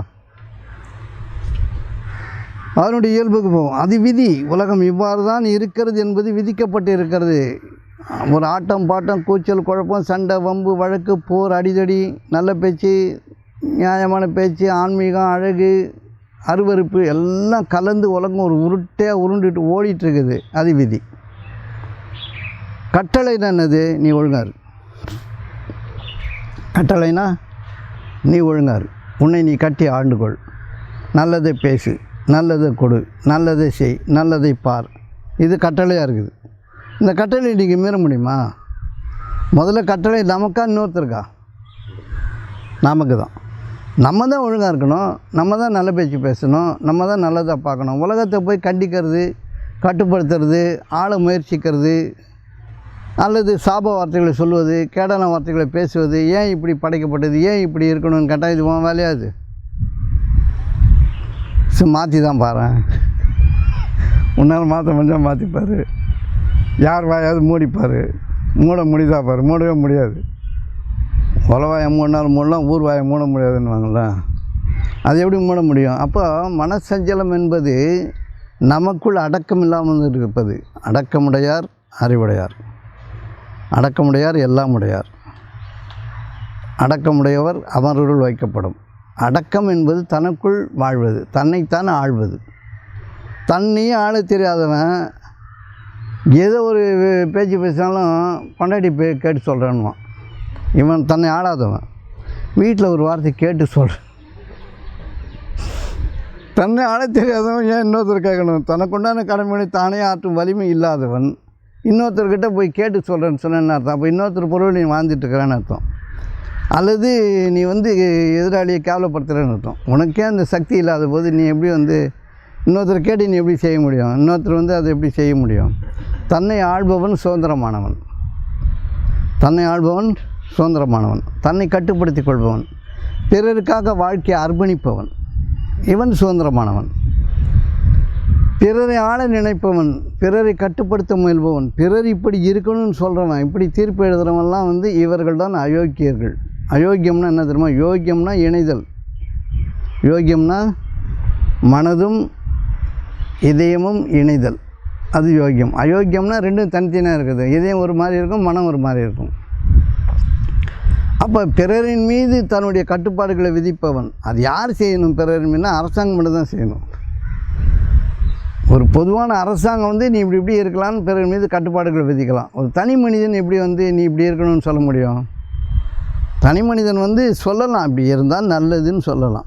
இப்படி இருந்தால் நல்லது, பொய் சொல்லாமல் இருக்கணும், களவு செய்யாமல் இருக்கணும், அம்மா அப்பா பார்த்துக்கணும், நல்ல பேச்சு பேசணும் அப்படின்ற சொல்லக்கூடிய தகுதி உள்ளவர்கள் சொன்னால் அது கேட்பவர்கள் விரும்பலாம் அல்லது விரும்பாமல் போகலாம். இப்போ நான் பேசிகிட்டு இருக்கிறேன், உங்களுக்கு பிடிக்கலாம் இல்லை பிடிக்காமல் இருக்கலாம்.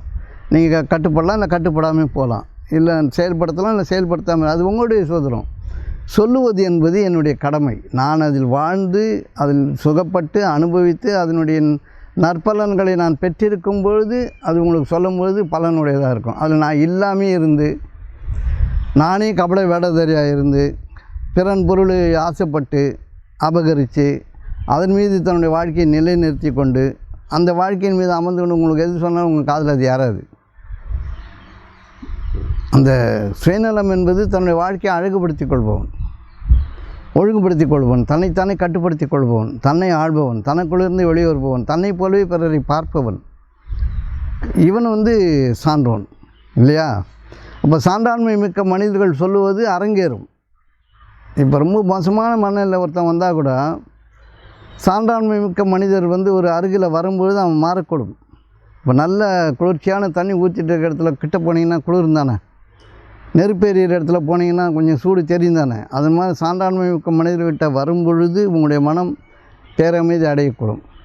இப்போ நீங்கள் பெரு நெருப்பாக வரீங்கன்னு வச்சிங்களேன், குளிர்ச்சியான இடத்தையே சூடாகி விட்ருவீங்க, அதுவும் உண்டு. ஒரே மன சஞ்சலத்தில் வெறுப்பில் ஆத்திரத்தில் கோபத்தில் வந்தீங்கன்னா நல்லதையே கெடுத்து விட்ருவீங்க. இதுவும் இருக்கிறதுக்கான வாய்ப்பு உண்டு. அதனால் நம்ம என்ன புரிஞ்சுக்கணும், நல்வாழ்க்கை வாழ்வதற்கு அன்பு அடிப்படையாக, அறிவு அடிப்படையானா அறிவு வச்சுட்டு ஒன்றும் செய்ய முடியாது. அறிவு வந்து தீர்ப்பு எழுதிக்கிட்டே இருக்கும். இப்படி தான் இருக்கணும், அப்படி தான் செய்யணும், இப்படி தான் வாழணும், இது எப்படி செய்யலாம், அது எப்படி செய்யலாம், அவங்க எப்படி கேட்கலாம், இவங்க எப்படி கேட்கலான்னு அறிவு ஓடிக்கிட்டே இருக்கும். அந்த அறிவு வந்து ஒரு நிலையில் நிற்காது. அது மனதோடு கலந்து மண்ணோடு மண்ணாகி நாசமாக போய் நடுத்தருக்கு விட்டு வந்துடும், நம்மளை சண்டையில் கொண்டு வந்து விட்டுரும். அறிவு என்பது அற்றம் காக்கும் கருவி. அறிவு என்பது அன்பிற்குள் அடங்கும் பொழுது தான் உங்களுடைய துன்பத்தை காக்கின்ற கருவியாக அது மாறும். நீங்கள் உங்கள் கேடுகளிலிருந்து விலகிக் கொள்வதற்கு உங்கள் அறிவை அன்பிற்குள் கொண்டு வர வேண்டும். அன்புகளை கொண்டு வராமல் அறிவு இருந்து பலன் இல்லை. அன்பு என்பது ஏற்றுக்கொள்ளுதல், அன்பு என்பது கொடுத்தல், அன்பு என்பது பணிதல், அன்பு என்பது தன்னை தாழ்த்தி கொள்ளுதல், அன்பு என்பது பிறருக்கு முன்னுரிமை அளித்தல், தன்னை முற்படுத்தாதிருத்தல். இவ்வளோ இருக்குது அன்புக்குள்ளே. ஆனால் அன்பை பற்றி பேசிட்டே போயிட்டே இருக்கலாம். அது எல்லையில்லாது விரிஞ்சிட்டு இருக்குது. அன்பு என்பது வலி, அன்பு என்பது தாங்குதல், அன்பு என்பது பொறுமை, அன்பு என்பது நிதானம். எவ்வளோ இருக்குது. இதுக்குள்ளெல்லாம் நீங்கள் இந்த நற்பண்புகளுக்குள்ளே உங்கள் அறிவை கொண்டு வரலைன்னா அறிவு இந்த என்ன பிரயோஜனம்?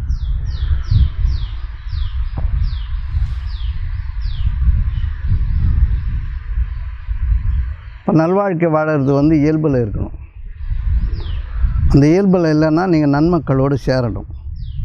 அவர்கள் கடிந்து கொள்ளும் பொழுது, அவர்கள் வழிகாட்டும் பொழுது அதை நீங்கள் ஏற்று பணியணும். உங்களுக்கு தான் தெரியாதில்ல, தெரியாது. அவங்க வந்து தீர்க்க தரிசனத்தில் சொல்லுவாங்க, பார்த்துனான்ருக்கோம் இது மாதிரி வரதுக்கு வாய்ப்பு இருக்குது அப்படின்னு சொன்னால், அந்த சூழ்நிலைக்கு நீங்கள் நல்ல மெதப்பில் இருக்கலாம். காசு, பணம், அறிவு, ஆற்றல், படிப்பு, வேலை ஒழுங்கு எல்லாத்துலேயும் இருக்கலாம். அந்த நேரத்தில் தான் இப்போ நல்ல வானம் திடீர்னு இருட்டுறது இல்லையா, திடீர்னு இருட்டுறது இல்லையா, நல்ல வெயில் நேரத்தில் மேகங்கள் கூடி மழை வருது இல்லையா. அந்த மாதிரி வாழ்க்கையினுடைய நன்மையும் அப்படி திடீர்னு வரும், துன்பமும் அப்படி திடீர்னு வரும். இந்த திடீர்னு வர்ற கால சூழ்நிலைகளை தன்னுடைய நுண்ணுணர்வால் அறிந்து கொள்பவன் ஞானி. தன்னுடைய நுண்ணுணர்வார் ஒருத்தரை பார்க்கும்பொழுதே அவனுக்கு இது மாதிரி நிகழ்கிறதுக்கு வாய்ப்பு இருக்குதுன்ற நுண்ணுணர்வு வரும்போது அவனை வழிதிருத்துவான். வழிதிருத்தும் போது அது கடினமான வழிதிருத்தலாக இருக்காது. தன்னிடம் இருந்த நன்மைகளை அழித்து அந்த நன்மையின் மீது அவன் நிற்கும் பொழுது அவனுக்கு நல்வழியை சொல்வான். முதல்ல அங்கிட்டேருந்து போகணும். இப்போ நீங்கள் ஒருத்தரை பார்த்து நல்லா இருங்கன்னு மனப்பூர்வமாக சொல்லி பாருங்களேன், நல்லா இருங்க அப்படின்னு. உங்களுடைய நன்மைகளிலிருந்து பெருவாரியாக நீங்கள் வழங்கி விடுகிறீர்கள். இப்போ கபட வடதாரியாக இருந்து நல்லா இருங்கன்னு பொய்யா சொல்லுங்களேன், அவங்க கெட்டதை வந்து நிறைய ரிசீவ் பண்ணுறீங்க. ஜாக்கிரதையாக இருக்க வேண்டிய இடம். இப்போ ஆசீர்வாதம் பண்ணுறதுன்னா, ஒரு ஆசீர்வாதம் பண்ணி கேட்குறாங்க என்ன ஆசீர்வாதம் பண்ணுங்கன்னு சொன்னால், உண்மையாகவே ஞானமிக்க மக்கள் இருப்பதையெல்லாம் கொடுத்து விடுகிறார்கள். ஏன்னா அவங்களுக்கு எப்படி எடுக்கணுன்றது தெரியும், நல்லது எடுக்கணும், அவங்க நல்லது நிலைத்திருப்பார்கள். அதனால் நீங்கள் நல்லா இருக்கணும் போது அவனுடைய தீமைகள் யாவும் கட்டுப்படுத்தப்படும். யார் ஆசீர்வாதம் கேட்டு வந்தானோ அவனுடைய தீமைகள் யாவும் தள்ளி நிற்கும், தள்ளி தான் நிற்கும்.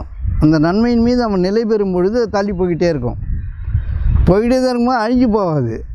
எங்கே தப்பானாலும் 50-100 கிலோமீட்டர் வேகத்தில் பிரிஞ்சு போனது 10,000 கிலோமீட்டர் வேகத்தில் வந்து ஒட்டிக்கும். ஆகவே ஆசீர்வாதத்தின் மீது நீங்கள் நிலையாக இருக்க வேண்டும் என்றால் பெரியோர்களை பணிதல் வேண்டும், பெரியோரை சேர்தல் வேண்டும், நல்லடியார்கள் கூட்டத்தில் சேர்ந்து சேவை செய்ய வேண்டும். நீங்கள் நம்ம வாழற வாழ்க்கையெல்லாம் வாழ்க்கை நினச்சக்கூடாது. இப்போ பணம் இருக்குது, காசு இருக்குது, வீடு இருக்குது, வாசல் இருக்குதுன்னா ஓடிக்கிட்டே இருக்கும். ஒரு நாள் திடீர்னு வந்து சூறாவளி வீசி தரமட்டமாக ஆக்கி விட்டுடும். பயந்து இருக்கணும், வாழ்க்கைக்காக பயந்து இருக்கணும். இந்த வாழ்க்கை வானலாக வாழக்கூடிய வலிமை நமக்கு இருக்கிறது. வானலாக வாழலாம். எங்கு நோக்கினும் சுகம், எத்தனை கோடி இன்பம் படைத்தாய் என் நிறைவா. அவ்வளோ கோடி இன்பம் படைச்சிருக்கிறதா பாரதியார் சொல்கிறாரு. ஆனால் பாரதி வாழ்க்கையில் இன்பத்தை பார்த்தாருன்னா அது தெரியல. அவரே அப்படி சொல்கிறாரு, மேன்மக்கள் எத்தகைய துன்பம் வந்த பொழுதிலும் இடும்புக்கு இடும்பை படுப்பர், இடும்பைக்கு இடும்பை படாதவர். துன்பம் வரும் காலத்தில் அது துன்பமாக நினைக்காதவன் துன்பத்திற்கே துன்பத்தை கொடுத்துருவானாம். நமக்கு வந்து நல்லது வர காலத்திலே அது எப்படி துன்பமாக்கிறதுன்ற வித்தை நமக்கு தெரியுது. நல்லா பேசிட்டு இருக்கும் போது இவர் பேசுகிறாரு, நல்லா தான் பேசுகிறாரு, ஆனால் உள்ளே எவ்வளோ வஞ்சம் வச்சுக்கிறான்னு தெரியாதுன்னு சொல்லுவான். நல்லா என்னுடைய இயல்பு எப்படின்னா, நல்லது சொல்லணுன்றத தராதரம் தெரியாமல் சொல்லிவிடுவேன் நான். யார் வந்தாலும் சொல்லிவிடுவேன் நான். அவங்க வந்து நல்லது அடையணும், அவ்வளோதான் என்னுடைய கோட்பாடு. நல்லது நடக்கணும், நல்லது கிடைக்கணும், நல்லபடியாக இருக்கணும், அவ்வளோதான் என்னுடைய கோட்பாடு. இதில் வந்து எனக்கு நீக்கு போக்கெல்லாம் தெரியாது. வந்தாங்கன்னா சொல்லிவிடுவேன். அவங்களுக்கு அது பிடிக்கலன்றது கூட எனக்கு கொஞ்சம் நாள் கழிச்சு தான் தெரியும். ஆனால் அவங்கள பற்றி தீர்ப்பு எழுத மாட்டேன். வந்திருக்காங்க அவ்வளோதான். வந்தவங்க நல்லவங்களா, நன்ற ஆற்றலும் தவறுண்டு அவரவர் பண்பறிந்த ஆற்றாக்கடை அப்படின்னு வள்ளுவர் சொல்கிறாருன்னு சொல்லிட்டு எப்படி சொல்கிறாங்கன்னா, நல்லது செய்கிறதுலேயும் அவன் யார் எப்படி செய்யலாமா செய்யக்கூடாதுன்னு அவனை பண்பறிந்து செய்யணும். எப்படி முடியும்? திடீர்னு ஒருத்தன் உதவி கேட்டு வரான், நல்லவன் போல் இருக்கிறான், செய்கிறான்னு சொன்னால் நீங்கள் பிரார்த்தனை பண்ணிவிட்டு அந்த நல்லது தேவையை நல்லது நடக்கட்டும்னு சொல்லி கொடுக்க வேண்டியது தான். அவனை ஆராய்ச்சி பார்க்குறதுக்கு ஒரு 50 வருஷம் ஆகும். அவன் நல்லவன் போலவே இருப்பான். 50 வருஷம் கழிச்சு திடீர்னு கத்தி நான் என்ன பண்ண முடியும்? ஒன்றும் பண்ண முடியாது. அப்போ நன்ற ஆற்றலும் தவறுண்டு, எப்படி நல்லது செய்யணும்னு நமக்கு தெரியல. அவரவர் பண்பறிந்த ஆற்றாக்கடை. நம்முடைய பண்பை நம்ம தெரிஞ்சுக்கணும். என்னுடைய இயல்பு நன்மை செய்வது. அந்த என்னுடைய நன்மை அவர்களுடைய நன்மையாகவே அமைந்து விடும். அவங்க காலத்தில் ஒரு நாள் உணர்வாங்க. நம்ம அன்றைக்கி தப்பாக பேசியிருக்கோம், தப்பாக நினச்சிட்டோன்னு அவங்களே உணரக்கூடிய காலத்தை அவங்களுக்கு கொண்டு வருவான் இறைவன். ஆகவே நீங்கள் நல்லது செய்கிறதில் முனைந்து கொள்ளுங்கள், நல்லது செய்கிறதில் முந்தி கொள்ளணும். அவ்வளோதான் முக்கியமான விஷயமே தவிர மற்றபடி இல்லை. அப்போ மனம் சஞ்சலமாக இருக்குதுன்னு ஏன் இருக்குது? நீ எப்போ பார்த்தாலும் இன்னொருத்தர் மாதிரி தீர்ப்பு எழுதினே இருக்கிற. தேவைக்காக தடுமாறுறது. அந்த காலம் வர்ற வரைக்கும் அந்த வேலை நடக்காது. இது பிரபஞ்சத்தினுடைய ஒரு கோட்பாடு. எந்தெந்த காலத்தில் எது எது முளைக்கணும், எது எது இருக்கணும், எது எது அழியணும், எது எது பிடுங்கப்படணும், எது எது விதைக்கப்படணும்னு இருக்குது. விதி இருக்குது, பொது விதி இருக்குது. இந்த பொது விதிக்குள்ளே தனி விதி செய்கிறோம். எனக்கு இப்போவே நடக்கணும்னா எதையாவது ஒன்று கொடுக்கணும். அப்போ எது நடக்கணும்? நான் கொடுக்கவும் மாட்டேன். சட்டப்படி இது நடக்கணும். சட்டம் 1000 சொல்லும். அது சிறு திட்டம் எக்கச்சக்கமாக இருக்கும். அது உன்னுடைய தனிப்பட்ட வாழ்க்கைக்கான அடிப்படையை கோத்து பார்க்கும்போது நமக்கு தகுதி இல்லாமல் இருப்போம். இப்போ ரெட் லைட் போட்டிருக்குது, வண்டியெல்லாம் நிற்கணும். ஆம்புலன்ஸ் போட்டு எப்படி போகுது? அதுக்கு தனி சட்டம், எழுதப்படாத விதி இருக்குது. அப்போ ரெட் லைட் போட்டாலும் பச்சை லைட்டு போட்டிருக்கோம். ஆம்புலன்ஸ் வந்தால் மட்டும் ஒதுங்கி வழிபடணும்னு சட்டம் இருக்குது. ஆனால் அது மாதிரி சட்டத்தை நம்ம நடைமுறையில் வச்சுருக்கோம். அவன் கத்திட்டு போகிறான், நீ நில்லுன்னு சொல்லிட்டு நம்முடைய பொது வீதியில் நம்ம வாழ்ந்துட்டுருக்குறோம். அப்படி புரிஞ்சுக்கணும். இப்போ மனம் சஞ்சலமாக இருக்குது என்ன காரணம்? அவசரப்படுத்துறது, தேவையை அவசரப்படுத்துறது, அது இன்னொருத்தர் மீது அழுத்துறது. அவன் அந்த அழுத்துறவங்களை குறைப்பாடுறது. அவன் அப்படி பண்ணிட்டான், இப்படி பண்ணிட்டான். இப்போ காம்பன்சேஷன் எப்படி நடக்கும்னு சொன்னால், உங்கள்கிட்ட ஒரு இழப்பு இல்லாமல் ஒரு நன்மை நடக்கிறது இல்லை. ஏதோ ஒன்று நீங்கள் இழக்கணும். நீங்கள் எதை மறைத்து வைத்தீர்களோ, எதை சேர்த்து வைத்தீர்களோ, எதன் மீது நீங்கள் நல்லதை செய்யவில்லை, அது உங்கள் கையை விட்டு பிடுங்கப்படும். இருப்பவனுக்கு இன்னும் தரப்படும், இல்லாதவனிடமிருந்து இருப்பதும் எடுக்கப்படும். அப்போ நீங்கள் போகிறீங்க, ஒரு இடத்துக்கு போகிறீங்க, ஒரு விஷயமாக போகிறீங்க, ஒரு வேலையாக போகிறீங்க, ஒரு வேலை நடக்கணும், ஒரு அதிகாரி சந்திக்கிறீங்கன்னு சொன்னால் அவன் உங்களை அழுத்துவான். அவன் அழுத்துறான்னு தெரிஞ்சால் நம்ம தப்பாக இருக்கிறோம் அப்படின்னு தான் நம்ம முடிவு பண்ணோம். இல்லைன்னா ஹிதமான வார்த்தைகள் வரும், நமக்கு சாதகமானவை தானே நடந்தே இருக்கும். உலகம் முழுதும் எப்போவுமே பிற மனிதர்களை தீர்ப்பு எழுதிலே காலம் போயிடுது. இப்போ மனம் சஞ்சலம் நீங்காது. நீங்கள் கேட்குறீங்களா, தூங்குறீங்களா? மனம் சஞ்சலமாக இருக்கிறதா புத்திசாலித்தனமானதான். மனம் புத்திசாலித்தனமாக சஞ்சலமாகிடும். மனம் புத்திசாலித்தனமாக சஞ்சலத்தை வர வச்சுக்கும். மனம் புத்திசாலித்தனன்றது மனதுக்கு எந்த சம்மந்தமும் கிடையாது. மனதை அமைதிப்படுத்துறதுன்னா உலகத்தை ஏற்றுக்கொள்வதில் இருக்கிறது. அதுக்கு எதுக்கு புத்திசாலித்தனம்? சமயோஜித புத்தி, டெசிஷன் மேக்கிங் பவர் தான் புத்தி. புத்தினா தீர்மானம் எடுக்கும் திறன். தீர்மானம் எடுக்கிற திறன் உங்கள்கிட்ட இல்லை, நம்மக்கிட்ட இல்லை. இது இந்த விஷயத்தில் நான் இப்படி தீர்மானம் எடுத்திருக்கிறேன் அப்படின்ற தீர்மானம் நம்மக்கிட்ட இருந்த தீர்மானத்தின் மீது எல்லோரும் வேலை செய்வாங்களா? உன்னுடைய தீர்மானம் உறுதியாக இருந்தால் ஒரு வாய்ப்பு வேணால் வரலாம். என்னுடைய தீர்மானத்தின்படி எல்லோரும் எனக்கு இந்த நேரத்தில் இப்படி இருக்கணும்லாம் தீர்மானம் போட முடியாது. தீர்மானம் என்பது எனக்கு அது தேவையாக இருக்கிறது, அவ்வளோதான் தீர்மானம். இந்த தேவையின் மீது உலகம் எப்பொழுது அனுமதிக்கிறதோ, இறையாற்றல் எப்பொழுது உங்கள் பக்கம் வருகிறதோ அப்போ தான் அது நடக்கும். அப்போ சஞ்சலமாகிறதுக்கு வாய்ப்பு இல்லை. இப்போ நீங்கள் சொன்ன நேரத்தெலாம் பேசும்போது எப்படி இருந்தது? கையில் வந்தது, கையை விட்டு போயிடுச்சு, அவ்வளோதான். கையை விட்டு போயிடுச்சு. அதன் மீது என்ன தீர்ப்பு எழுத முடியும்? போயிடுச்சு தானே. அப்புறம் வீட்டுக்குள்ளே உட்காந்து புலம்புறதுல என்ன இருக்குது? உங்கள் மனதை உங்கள் கட்டி ஆழ தெரியவில்லை. போனது. கையை விட்டு ஒன்று தவறிப்போன ஒன்றை பற்றி கவலைப்படாது இருக்கவும். கையில் கிடைத்த ஒன்றை கொண்டு நீங்கள் மகிழாது இருக்கவும். கிடச்சிருச்சுன்னு ஏன் ஆட்டம், போயிடுச்சுன்னு ஏன் துக்கம், சும்மா இரு, நடக்கிறது நல்லதாக நடக்கும் அப்படின்றது வேத விதியாக இருக்குது. அப்போ புரிஞ்சுக்கணும். இப்போ மனவடக்கம் பயில்பவர்கள், மனவடக்கம் வந்து தனியாக உட்காந்துட்டு பயில முடியாது. அடிக்கடி சான்றோர்களுடைய சொல்லை கேட்கணும், நல்லவர்களிடம் சென்று சேவை செய்யணும், பணிவிடை செய்யணும், அவங்ககிட்ட பக்கத்தில் இருக்கணும், தொடர்புலேயே இருக்கணும். அப்போ வந்து மனம் அடங்க ஆரம்பிக்கும். மனம் ஏற்கனவே அடங்கி ஆள்பவர்கள்கிட்ட இருக்காமல் உங்கள் மனம் அடங்காது. ஏன்னா உங்களை இருக்கிற சுற்றுப்புற சூழ்நிலைகள், மனைவி மக்கள், சொந்த பந்தம், சொத்து சுகம் எல்லாம் உங்களை இழுத்து அதனுடைய கருத்துக்களை திணிச்சிக்கிட்டே இருக்கும், உங்களுள்ள போட்டுக்கிட்டே இருக்கும், உள்ளே கொட்டிக்கிட்டே இருக்குல்ல. எல்லாரும் சேர்ந்து ஒரு கருத்தை சொல்லிகிட்டே இருக்காங்க உங்கள்கிட்ட. குழந்தைலேருந்து குட்டியிலேருந்து ஏதாவது ஒன்று சொல்லிகிட்டே இருக்கும். பொண்டாட்டி பிள்ளை ஏதாவது, சொந்த பந்தம், மாமனார் மாமியார், அவங்க இவங்க, அண்ணன் தம்பி, நட்பு, நீங்கள் வச்சுருக்க பணம் காசு, பேங்க்கு, சட்ட திட்டம், வேலை வாய்ப்பு எல்லாம் உங்கள்கிட்ட செய்தி கொட்டுதா இல்லையா? மெசேஜ், இன்ஃபர்மேஷன், விஷயம் ஞானம் வந்துக்கிட்டே இருக்கும். அது விஷமாக இருக்கும். அதை வந்து ஆற்றவும் முடியாது, தள்ளி வைக்கவும் முடியாது, நேர்வழிப்படுத்தவும் முடியாது, சிந்திக்கவும் முடியாது. ஒரே குழப்பமாயிடும். நீங்கள் இதுலேருந்து தப்பிக்கிறதுக்கு ஒரே வழி, இதுலேருந்துலாம் யார் விலகி இருக்காங்களோ அவங்ககிட்ட போய் நின்றுக்கணும் கொஞ்சம் நேரம். இப்போ நல்ல வேர்த்து ஊற்றுதுன்னா கொஞ்ச நேரம் ஏசியில் போய் உட்காந்துக்கல, நீங்கள் கொஞ்சம் குளிர்ச்சி தேடலையா? அந்த மாதிரி இவ்வளோ கரகரப்பான ஒரு கரப்டட் மைண்டில் இருந்து தப்பிக்கணும்னா யார் நல்ல மனதில் இருக்காங்களோ அவங்கள தேடி போய் கொஞ்சம் நேரம் உட்காந்துக்கணும். அதனால தான் நான் குற்றாலம் போய்ட்டு வரேன், அங்கே போய்ட்டு வரேன், இங்கே போய்ட்டு வரேன், ரமணாசிரமம் போகிறேன், ஒரு 2 நாள் சும்மா இருந்துட்டு வரேன்னு சொல்கிறதுலாம் காரணம் இதுதான்.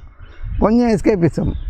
இப்போ இந்த மாதிரி ஒரு கரப்ஷனில், ஒரு அழுத்தத்தில், இவ்வளோ மண்டக்குள்ளே போட்டுக்கிட்டே இருக்கிற இடத்துல நீங்கள் நிம்மதியாக எப்படி இருக்க முடியும்? நிம்மதியாக இருக்கிறதான வாய்ப்பு இல்லை. ஏன்னா நிம்மதி வந்து என்னென்னு உங்களுக்கு தெரியாது. அறிவை அதிகம் எங்கெங்கெல்லாம் உபயோகப்படுத்துகிறோமோ அங்கே நிம்மதி போயிடும். நிம்மதி, அறிவை அன்புக்குள் கொண்டு போகிற வித்தை தெரிஞ்சால் தான் நம்ம நிம்மதியாக இருக்க முடியும், மன சஞ்சலம் இல்லாமல் இருக்க முடியும். இப்போ எப்படி பார்த்தாலும் வந்து நம்மளால் வந்து சும்மாவே இருக்க முடியாது. சும்மா இருக்க முடியும் உங்களால்? சும்மாவே இருக்க முடியாது. எதையாவது ஒன்று நோண்டிக்கிட்டு, எதையாவது ஒன்று சீண்டிக்கிட்டு, எதையாவது ஒன்று பேசிக்கிட்டு சும்மா படுத்துன. என்னப்பா அப்படி படுத்துருக்கிறேன் அப்படிங்க. அவன் படுத்துன்னு தானே இருக்கிறான். என்னப்பா சும்மாவே படுத்துருக்கிறான்னா அவன் சும்மா நல்லபடியாக படுத்துருக்கான். அவனை போய் சீன்றது ஏன்? படுத்தா உனக்கு என்ன வேணும்? நீ படுத்தானே உன் வீடே படுத்துக்க மாட்டான் திரும்பி. இது எதுக்கு தேவையில்லாத கதை. ஒருத்தர் வீட்டுக்கு போகிறோம் அப்படின்னா போகிறதே தப்பு. என்னை பொறுத்த வரைக்கும் இன்னொருத்தர் வீட்டுக்கு போகிறதே தப்பு. நீ நல்ல வாழ்க்கை வாழ்ந்ததுன்னா கொடுக்கறதுக்காக போ. அவங்க கஷ்டப்படுறாங்க, உறவினர்கள் ஏழையாக இருக்கிறாங்க, ஸ்கூல் ஃபீஸ் எதுவும் கட்ட முடியல, பசங்க படிக்க முடியல, அவங்களுக்கு துணி இல்லை, ட்ரெஸ் இல்லைன்னா கொடுக்கறதுக்காக போகலாம். நல்லாக்காரங்கிட்ட எதுக்கு போகணும்? நல்லவங்களை நோக்கி போகலாம். நல்லா வசதியாக இருக்கிறவங்க, சுகமாக இருக்கிறவங்க வீட்டுக்கு போய் நீ உட்காந்துக்கிட்டு உன்னுடைய குப்பைகளை நீ கொட்டு, அவங்க குப்பையை கொஞ்சம் கொட்டுவான், நிறைய குப்பையை கிளறி மலையில் ஏற்றிக்கிட்டு போனோம், காப்பி கொடுக்குறான், டொக்குன்னு வைக்கிறான். அவன் மதிக்கவே இல்லை. என்ன மதிக்கிறதோடு விட்டான், மிதிக்காமல் விட்டான்ல. அது வரைக்கும் நீ சந்தோஷப்பட்டு வரணும். எதுக்காக நீ போகணும்? அவங்ககிட்ட எதுக்கு போகணும்? ஒருத்தர்கிட்ட நம்ம பார்க்க போகிறோன்னா அவர்களுடைய சான்றாண்மைக்காக போடும், நேர்வழிக்காக போகணும். இல்லை யாராவது கஷ்டப்படுறாங்கன்னா அவங்க கொடுக்கறதுக்காக போகணும். சும்மா ஒரு எட்டு பார்க்கலான்னு வந்தேன், ஒரு எட்டு பார்க்கலான்னு வந்தேன். இப்படி தான் வாழ்க்கை போடுது. அவங்க நிறைய வச்சுருப்பாங்க குறை. அந்த குறையை உங்கள் காதில் போட்டு விட்ருவாங்க. பத்தாவதுக்கு நீ உங்கள் குறையை அவங்க காதில் போட்டுருவேன். இப்போ குறையும் சேர்ந்து நிறைய ஆகாது. -8 ப்ளஸ் ஆகாது. இது வந்து ரொம்ப பெருசு, பெருங்குறையாகிடும். இவனுக்கு எப்படி ப்ளஸ் ஆகுதுமா? இவன் நல்லா அனுபவிச்சுருக்கிறான், படட்டோன்னுவான். குறையை கேட்டு ஆறுதலாக இருக்க மாட்டான், இன்னும் கொஞ்சம் சந்தோஷமாகிடுவான். அவன் இவன் குறையை கேட்டு சந்தோஷமாகிடுவான். இது எப்படி நல்லதாகும்? அது மாதிரி ஆட்களெல்லாம் சந்திக்க போகக்கூடாது. சந்திக்க போகணுன்னா இவ்வளோ பிரச்சனைகளுக்கு இடையில் இவர் எப்படி நிம்மதியாக இருக்கார் அப்படின்னு தேடி அவங்கக்கிட்ட போய் அவங்களுக்கு பணிவிடை செய்யணும். அதான் ரொம்ப முக்கியம். நீங்கள் வந்து உக்காந்துக்கிட்டு ஏதோ நல்ல மனிதர்கள்கிட்ட போகிறீங்கன்னு வச்சிங்களேன், அவர்களுக்கு சேவை செய்வதல்லாது நீங்கள் வந்து நல்வழி அடைய முடியாது. அதான் மனிதர்களுக்கான சேவையை மகேசனுக்கான சேவைன்னா. சாதாரண மனுஷனுங்க எல்லாத்தையும் சர்வீஸ் பண்ண சொல்லியிருக்காங்க. நல்லோர்களுக்கு எப்படி சர்வீஸ் பண்ணுவது, சேவை பண்ணுவது என்பது நமக்கு தெரியாது. அது பிடிக்கவும் பிடிக்காது. டிக்னிட்டி இருக்கும், டிக்னிஃபைடாக இருப்பான். அது மாதிரி தன்னை வந்து பிறருக்காக அர்ப்பணிப்பவன் நேர்வழி அடைகிறான். பிறருக்காக அர்ப்பணிக்கிறது தான் என்னதுன்னா அவன் அப்படி தான் இருக்கிறான். என்ன பண்ணுறது? பிறருக்கான வாழ்க்கை எப்படி அர்ப்பணிக்கிறது சொல்லுங்கள். அவங்க இயல்பு அப்படி இருக்குது, அவங்க தேவை அப்படி இருக்குது. நீ ஏன் அதை குத்தி குடையிற? ஏற்றுக்கோ, சும்மா இரு. அவன் கேட்குறான், அவ்வளோதானே. அவன் ஏதோ ஒன்று அதை பற்றி பேசிகிட்டு இருக்கிறான், அவன் பாட்டு கேட்டுட்ருக்கிறான், அவன் அப்படி இருக்கிறான். உனக்கே வலிக்குது. அது உனக்கு இறக்கம்னு ஒன்று இருந்தால் அன்பின்பால் நீ அணுகி அவனை திருத்திவை தவிர உனக்கு தாங்க முடியலன்றதுக்காக போய் எல்லாத்தையும் தூக்கி போட உடைக்கிறது இல்லை. ஆகவே உலகத்தை அதன் போக்கில் ஏற்றுக்கொள்வது என்பது மனசஞ்சலத்தை போக்கிவிடும். அதன் போக்கில் ஏற்றுக்கொள்ள பழகணும். அப்படி தான் இருப்பாங்க, அப்படி தான் பேசுவாங்க. எல்லோரும் தன்னுடைய வாழ்க்கைக்காக எதையோ பண்ணுறாங்க. Survival is most important. அவங்களுக்கு பிழைப்பு என்பது வாழ்க்கை இருக்குது இல்லையா, பிழைக்கணும். சர்வைவல்னால் பிழைப்பு, லிவிங்னால் வாழ்க்கை. யாரும் வாடுறது இல்லை, பிழைக்கிறது தான் செய்கிறோம். பிழைக்கும் பொழுது நிறைய பிழை செய்வோம். பிழைக்க முற்படும் பொழுது நிறைய பிழைகளை செய்வோம். பிழைகளை பொறுப்பவன் பெரியவன். பிழைகளை சுட்டி காட்டுபவன் மாட்சியில் பெரியோரை புகழ்தலும் இளமை, சிறியோரை இழுதல் அதனினும் இளமை. ரொம்ப பெரியவங்கன்றதுக்காக அவங்கள ரொம்ப புகழ்ந்து பேசிலாம் தெரியறதில்லை, அவங்கள அடிவிட்டு வாழ்தல். சிறியோரை இகழ்தல் அதனினும் இளமை. தெரியாதவங்கள அவங்கள பற்றி குறைய பேசக்கூடாது. நான் தெரியாமல் பேசுகிறாங்க, தெரியாமல் செய்கிறாங்கன்னா நீ ரொம்ப சாதாரணமாக எடுத்துக்கணும். அது அவங்க தெரியாமல் பேசுகிறாங்க, தேவைக்கு பேசுகிறாங்க. என்ன முன்ன பின்ன கொஞ்சம் இப்போ நான் இந்த வேலையெல்லாம் பில்டிங் மேலாம் வேலை செய்யும்போது ஒரு கருத்து வச்சுப்பேன். எப்படின்னா, நிறைய செலவு பண்ணிடுறீங்க நீங்கன்னு சொல்லுவாங்க. நிறைய செலவு பண்ணி எல்லோரும் சொல்லுவாங்க, இந்த வீடு கட்டுறதுக்கு இவ்வளோ பணம் ஆகாது. நிறைய கூட இருக்கவங்க சொந்த பந்தம் எல்லாம் சொல்லுவாங்கள்ல. என்னுடைய மைண்ட் அனாசிட்டி அப்படி கிடையாது. அவன் செவுத்து மேலே நிற்கிறான், 50 அடி உயரத்தில் நிற்கிறான். 4 செவுத்தில் நின்று ஒரு பூசு வேலை செய்கிறான்னு வச்சுங்களேன். வீடு கட்டும்போது அவனுக்கு ஒரு 1000 ரூபாய் சம்பளம் போது நான் ஒரு 1500 ரூபாய் கொடுக்கணும்னு நினைக்கிறது. ஏன்னா அவன் நிற்கிற இடம் அந்த மாதிரி. அவன் வாழ்க்கைக்காக தொங்கிட்டுருக்கிறான், கஷ்டப்படுறான். ஒரு 1000 ரூபாய் ஒரு 1200 ரூபாய் கேட்குறான்னா கொடுத்துடணும். அங்கேருந்து விழுந்துட்டான்னு வச்சுக்கோங்க, தெரியாமல் விழுந்துட்டான். வாழ்க்கை எப்படி யாருக்கு எப்படி போகணும்னு தெரியாது. அந்த பயத்தோடவே இருக்கணும். அவன் நல்லா வாழணும், நல்லபடியாக வேலை முடியணும். ஏய் என்ன அப்படி பூச்சிருக்க அப்படின்னு சொல்லிட்டு மேலே நிற்கிறவனை போய் தொந்தரவு பண்ணக்கூடாது. அவனுக்கான பிரார்த்தனை, அவனுடைய வாழ்க்கை பிரார்த்தனை அமையும் பொழுது வேலையும் சிறப்பாக அமையும். நீ கொடுக்குற பணமும் உனக்கு திரும்பி வந்துடும். இப்போ 1000 ரூபாய் நீங்கள் செலவு பண்ணுறீங்கன்னா 1500 ரூபாய் அவனுக்கு கொடுக்குறீங்கன்னு வச்சுங்க. அவன் கேட்குறான்னு வச்சுங்க, சார் ரொம்ப கஷ்டம் சார் கேட்குறான்னு வச்சுங்க. இந்த 1500 ரூபாய்க்கான நன்மை உங்களுக்கு உடனடியாக சேரும். நல்லதிலிருந்து நீங்கள் எதை செலவு செய்த பொழுதிலும் அது 2 மடங்கு 10 மடங்கு 12 மடங்கு உங்களை அடைந்தே தீரும் என்று நான் உங்களுக்கு சொல்லுகிறேன். இது நல்லா ஞாபகம் வச்சுங்க. அதனால் இந்த உலகத்தை நீங்கள் போற்றணும், தூற்றக்கூடாது. உலகத்தை ஏற்றுக்கணும், உலகத்தை அனுசரிக்கணும். அன்பால் நீங்கள் உலகத்தை ஆளணும். அப்படி இருக்கும்போது நன்மைகளை நீங்கள் தானாக பெருகுவீர்கள். இப்போ பிரபஞ்ச பேரத்தை நினச்சதுன்னா அது கொடுக்க தெரியாதா? நிறைய கொடுக்கும். காசு பணம்லாம் வாங்கிட்டீங்க, ஒரு வயிற்று வலி வந்துச்சுன்னா என்ன பண்ணுவீங்க? எப்படி போய்க்கிறது? நோய் இல்லாமல் இருக்கணும் அப்படின்னு சொன்னால் தாயை போல வாழணும், பரிவோடு வாழணும், பண்போடு பேசணும், நட்புறவோடு இருக்கணும். குற்றம் பார்த்துக்கிட்டு நீ அப்படி செய்தியே, நான் அப்படி செய்தேனே, நீ எப்படி அப்படி செய்யலாம், உனக்கு என்ன அறிவு இருக்கா, இதெல்லாம் தான் நம்ம பேசுகிறது. இதுதான் நம்முடைய நோய். நம்முடைய வாழ்நாள் துயரம் என்பது நம்முடைய மனதின் கண் மற்றவர்களை பற்றி எழுதுகின்ற தீர்ப்பு தான். நம்ம யாரை பற்றியும் தீர்ப்பு எழுதுகிறோம்ல. பொண்டாட்டி பற்றி ஒரு தீர்ப்பு, பிள்ளையை பற்றி ஒரு தீர்ப்பு, அம்மா பற்றி ஒரு தீர்ப்பு, அப்பா தீர்ப்பு, மாமனாரை பற்றி, மாமியாரை பற்றி, நண்பர்களை பற்றி, உற்றார் உறவினரை பற்றி, சொத்து பற்றி, எல்லாத்துக்கும் ஒரு தீர்ப்பு இருக்கா இல்லையா? நீங்களே தீர்ப்பு எழுதிக்கிட்டே இருப்பீங்க. அது நல்ல தீர்ப்பு எழுதினீங்கன்னா கூட பரவாயில்ல, கெட்ட தீர்ப்பு எழுதினே போனீங்கன்னா எப்படி? எல்லாமே உங்களுக்கு கெட்டதாக திரும்பி வந்துடும். அப்போ நல்வாழ்க்கை வாழ்வதற்கு அன்பு அடிப்படையா, அறிவு அடிப்படையா? மனதை மாற்றி அமைத்து கொண்டே இருக்க வேண்டியிருக்கிறது. எல்லாருமே அன்புக்குள்ளே கொண்டு வந்து போட்டுருங்க. அன்புக்குள்ளே போடுறதுனா எல்லாத்தையும் எஸ், ஆமென், ஆமீன், ஓம் அப்படி சொல்லணும். ரைட் ரைட் சாண்டர் சொல்லுவார், ரைட்னு போ அப்படின்னாரு.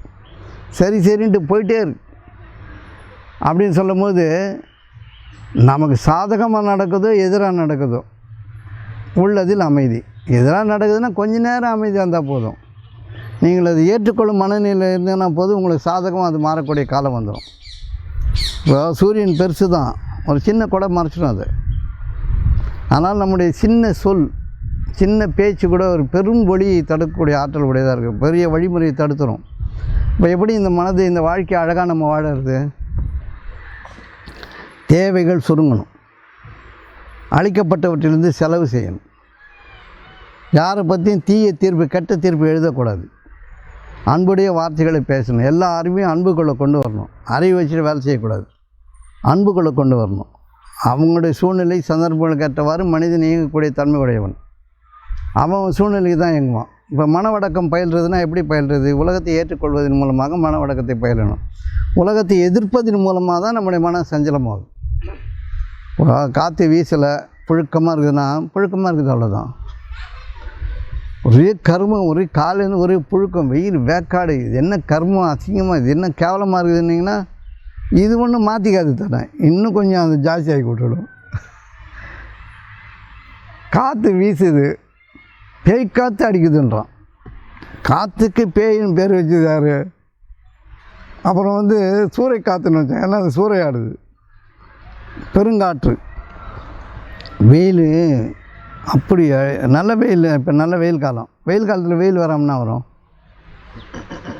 அது கால சூழ்நிலைக்கு அது வர வேண்டிய கட்டாயம் இருக்குது. பிரபஞ்சம்தான் அந்த உலகத்தை எல்லாருக்காகவும் இயக்குதா, உங்களுக்காக இயக்குதா? அனல் காற்று வீசக்கூடும், வீடுகளில் பதிங்க கொள்ளுங்கள். கவர்மெண்ட்டு வீட்டில் பதிங்கன்னா இவர் எத்தனை சோறு வேலை ஊட்டி விட்டுறாரு. வெயிலை தாங்கும் ஆற்றலை வளர்த்துக்கொள்னு யாராவது சொல்கிறாங்களா? வெயிலை தாங்கும் ஆற்றலை வளர்த்துக்கொள், வெயில் உனக்கு நன்மை செய்ய தான் வந்திருக்குது. அனல் காற்று வீசினா உள்ளே போய் பதிங்கிடுங்க. சோறு யார் போகுது? வேலைக்கு போகிறவன், சுண்ணாம்பு வேலை செய்கிறவன், கட்டட வேலை செய்கிறவன்லாம் வீட்டில் பதிங்கிட்டான்னா சோறு யார் கொடுக்குறது? இப்படிலாம் பாதுகாப்பான விஷயம் கிடையாது. இப்போ மழை நிறைய பெய்யுதுன்னா கொஞ்சம் பதிங்கிக்கலாம், ஏன்னா மழையை வரும். வெயிலையாவது போய் வந்துடலாம், மழை போக முடியாது, மழை பெய்யும்போது வேலையும் செய்ய முடியாது. சரி, கொஞ்சம் உள்ள அடக்கமாக இருக்கலாம். இப்போ இயற்கையினுடைய விதிகளையும் குற்றக்குறை சொல்கிறது எப்படி நியாயமாகும்? அது உலகம் இயங்கிறது நீங்கள் ஏற்றுக்கொள்ளும் பொழுது அது உங்களுக்கு உதவியாக மாறிவிடுகிறது. இதுதான் சரியான வழிமுறை நம்முடைய வாழ்க்கையை பெற்றுக்கொள்வதற்கு. இப்போ நீங்கள் சொன்னீங்க மனவடக்கம் பயிலும்போது நம்ம என்னென்ன செய்யணும்? என்ன செய்யணும்? யார் மனவடக்கத்தில் முதிர்ந்திருக்கிறாங்களோ அவங்களுக்கு போய் சேவை செய்யணும், அவங்க கூட இருக்கணும். அப்போ அதிகம் நீங்கள் பெற்றுக்கொள்வீர்கள் இல்லையா? எப்படி எப்படி நடக்கணும், எப்படி எப்படி பார்க்கணும், எப்படி எப்படி வாழணும், இப்படி இருந்தால் அவங்களால வாழ முடியாது. இப்போ ரோடை நடந்து போகிறீங்க, கல் முள்ளும் இருக்குது, ஒரு கல்லாக ஒரு முள்ளாக பார்த்து போனால் தான் ரோடை நடக்க முடியுமா? சர்ன்னு போனோம், கல் முள் இருக்கிறது அந்த நேரத்தில் கவனிக்கணும். கல்லை பார்த்து நடக்கணும், முள்ளை பார்த்து நடக்கணும், பள்ளம் பார்த்து நடக்கணும். எப்போ ஊர் போய் சேர்றது? அந்த வேகம் எப்போ வரும்னா நீங்கள் உள்ள மைதியில் இருக்கும்போது அந்த வேகம் வந்துடும் இல்லை? இப்போ நீங்கள் அப்படி பார்த்து பார்த்து வாழ முடியாது. நல்லதாக பேசணுமே, நல்லதாக செய்யணுமே, அப்படி இல்லை. நல்லவங்க கூட இருந்தீங்கன்னா நல்லது தான் செய்வீங்க. நல்ல மனிதர்களுடைய தொடர்பு உங்களை நன்மையை தவிர செய்ய வைக்காது, நல்ல எண்ணங்களை தவிர உங்களுக்கு வராது. இப்போது ஜனசந்தடியில் நிறைய நெருக்கத்தில் இருந்தீங்கன்னா எல்லாருடைய மனம் உங்களுக்குள்ளே நுழைஞ்சு போயிட்டு வந்துட்டுருக்கோம். இப்போ ரேடியேஷன்ஸ், இப்போ இது என்ன, இந்த ஒய்ஃபைலாம் இருக்குல்ல, அது எல்லாம் உள்ளே போய் வந்து தான் இருக்குது. ரேடியோ அலைகள் உள்ளே போய் வந்து தான் இருக்குது, டிவி அலைகள் உள்ளே போய் வந்து தான் இருக்குது, எத்தனையோ ரேடியேஷன் வந்து தான் இருக்குது, நம்மளுக்குள்ளே நுழைஞ்சு போயிட்டே இருக்குது. அது மாற்றங்கள் நிகழ்த்துமா நிகழ்த்தாதா? மனநிலையில் மாற்றங்களை அது நிகழ்த்தக்கூடும். அதுபோல் மனங்கள் பேசிகிட்டே இருக்கிறது, அலைஞ்சிக்கிட்டே இருக்கிறது நம்மளுடைய மாற்றங்கள் நிகழ்த்தும். இப்போ அமைதியான இடத்துக்கு போனீங்கன்னா எப்படி அமைதி வருது? அங்கே அமைதியை குலைக்கிறதுக்கான எந்த சங்கதியும் இல்லை. எந்த சொத்து சண்டை, அந்த சண்டை, இந்த சண்டை, எந்த சண்டை இல்லாததுனால நீங்கள் அமைதியை உணர்றீங்க. ஆர்ப்பாட்டமான இடத்துக்கு போனீங்கன்னா ஆர்ப்பாட்டம் மண்ணில் வந்துடும்.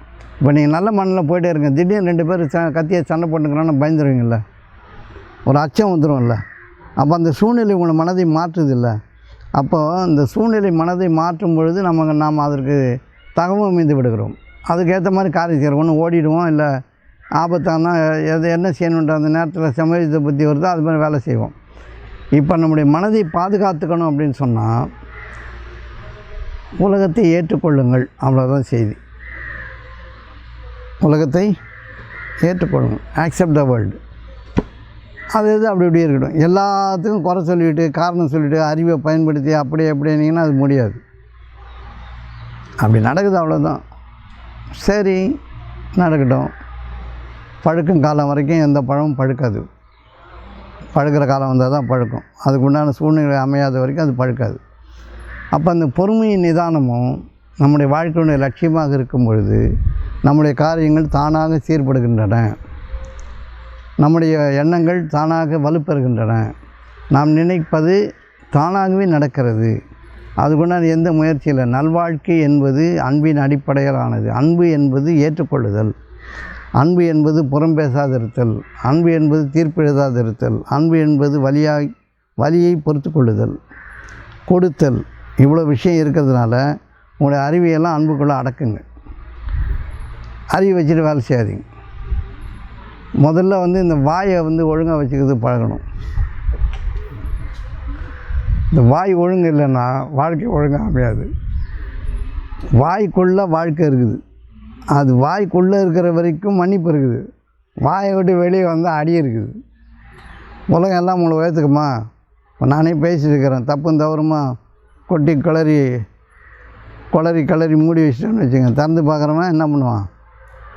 ரொம்ப கோவப்படுவான். இந்த வாயை ஒழுங்காக வச்சுக்கிட்டா வாழ்க்கை, இந்த வாயை தாண்டுற வரைக்கும் தான் வாழ்க்கை இருக்குது. வாயை தாண்டிடுச்சுன்னா அது செயல்பாட்டுக்கு வந்துடும். வார்த்தை வெளியே வந்துன்னா உங்களை பற்றி முடிவு வந்துடும். ஆகவே நீங்கள் சொல்லுகின்ற வார்த்தை நல்வார்த்தையாக இருக்கட்டும். வார்த்தைகளின் மீது கவனம் இருக்கட்டும். சொல்கிறது நல்லதாக தான் சொல்லணும். உங்களுக்கு பிடிக்கலைன்னா கூட நல்லது சொல்லுங்கள். உங்களுக்கு பிடிக்கலை, கோபம்தான் வருது, அப்போவும் நீங்கள் நல்லது தான் சொல்லணும். சரி பார்க்கலாம், சரியாயிடும், கொஞ்சம் அமைதியாக இருப்போம், அப்படி தான் நீங்கள் பேசணும். கொடிய வார்த்தைகளை பேசினீங்கன்னா நீங்கள் குற்றவாளியாக கருதப்பட்டு தண்டிக்கப்படுவீர்கள். எப்படி நீங்கள் அப்படி பேசலான்னு? அதாவது எப்படின்னா, ஒரு விஷயம் சொல்லுங்க கேளுங்க. ஒருத்தர் சண்டை போட்டிருக்காரு, பொண்டாட்டி கழுத்தை அறுக்கிறாரு. பொண்டாட்டி கழுத்தை அறுக்கிறாரு மாடி வீட்டில், நான் கீழே இருக்கிறேன். அருமனை வச்சு பிடிச்சி அறுக்கிறாரு. அந்த அம்மா அப்படி பிடிச்சிட்ருக்குது, சண்டை. நான் போய் தடுக்கும்போது ஒரு அரை ஒன்று விட்டார், என்ன அடிச்சிட்டாருன்னா சண்டையில் இருக்கிற தடுத்து அடிக்கிறதுன்னு செய்வான். இப்போ அவங்க பிரச்சனை என் பிரச்சனை மாறிடும். என்னையே அடிச்சிட்டு நான் தடுக்கத்தானே வந்தேன்னு கேட்க முடியுமா?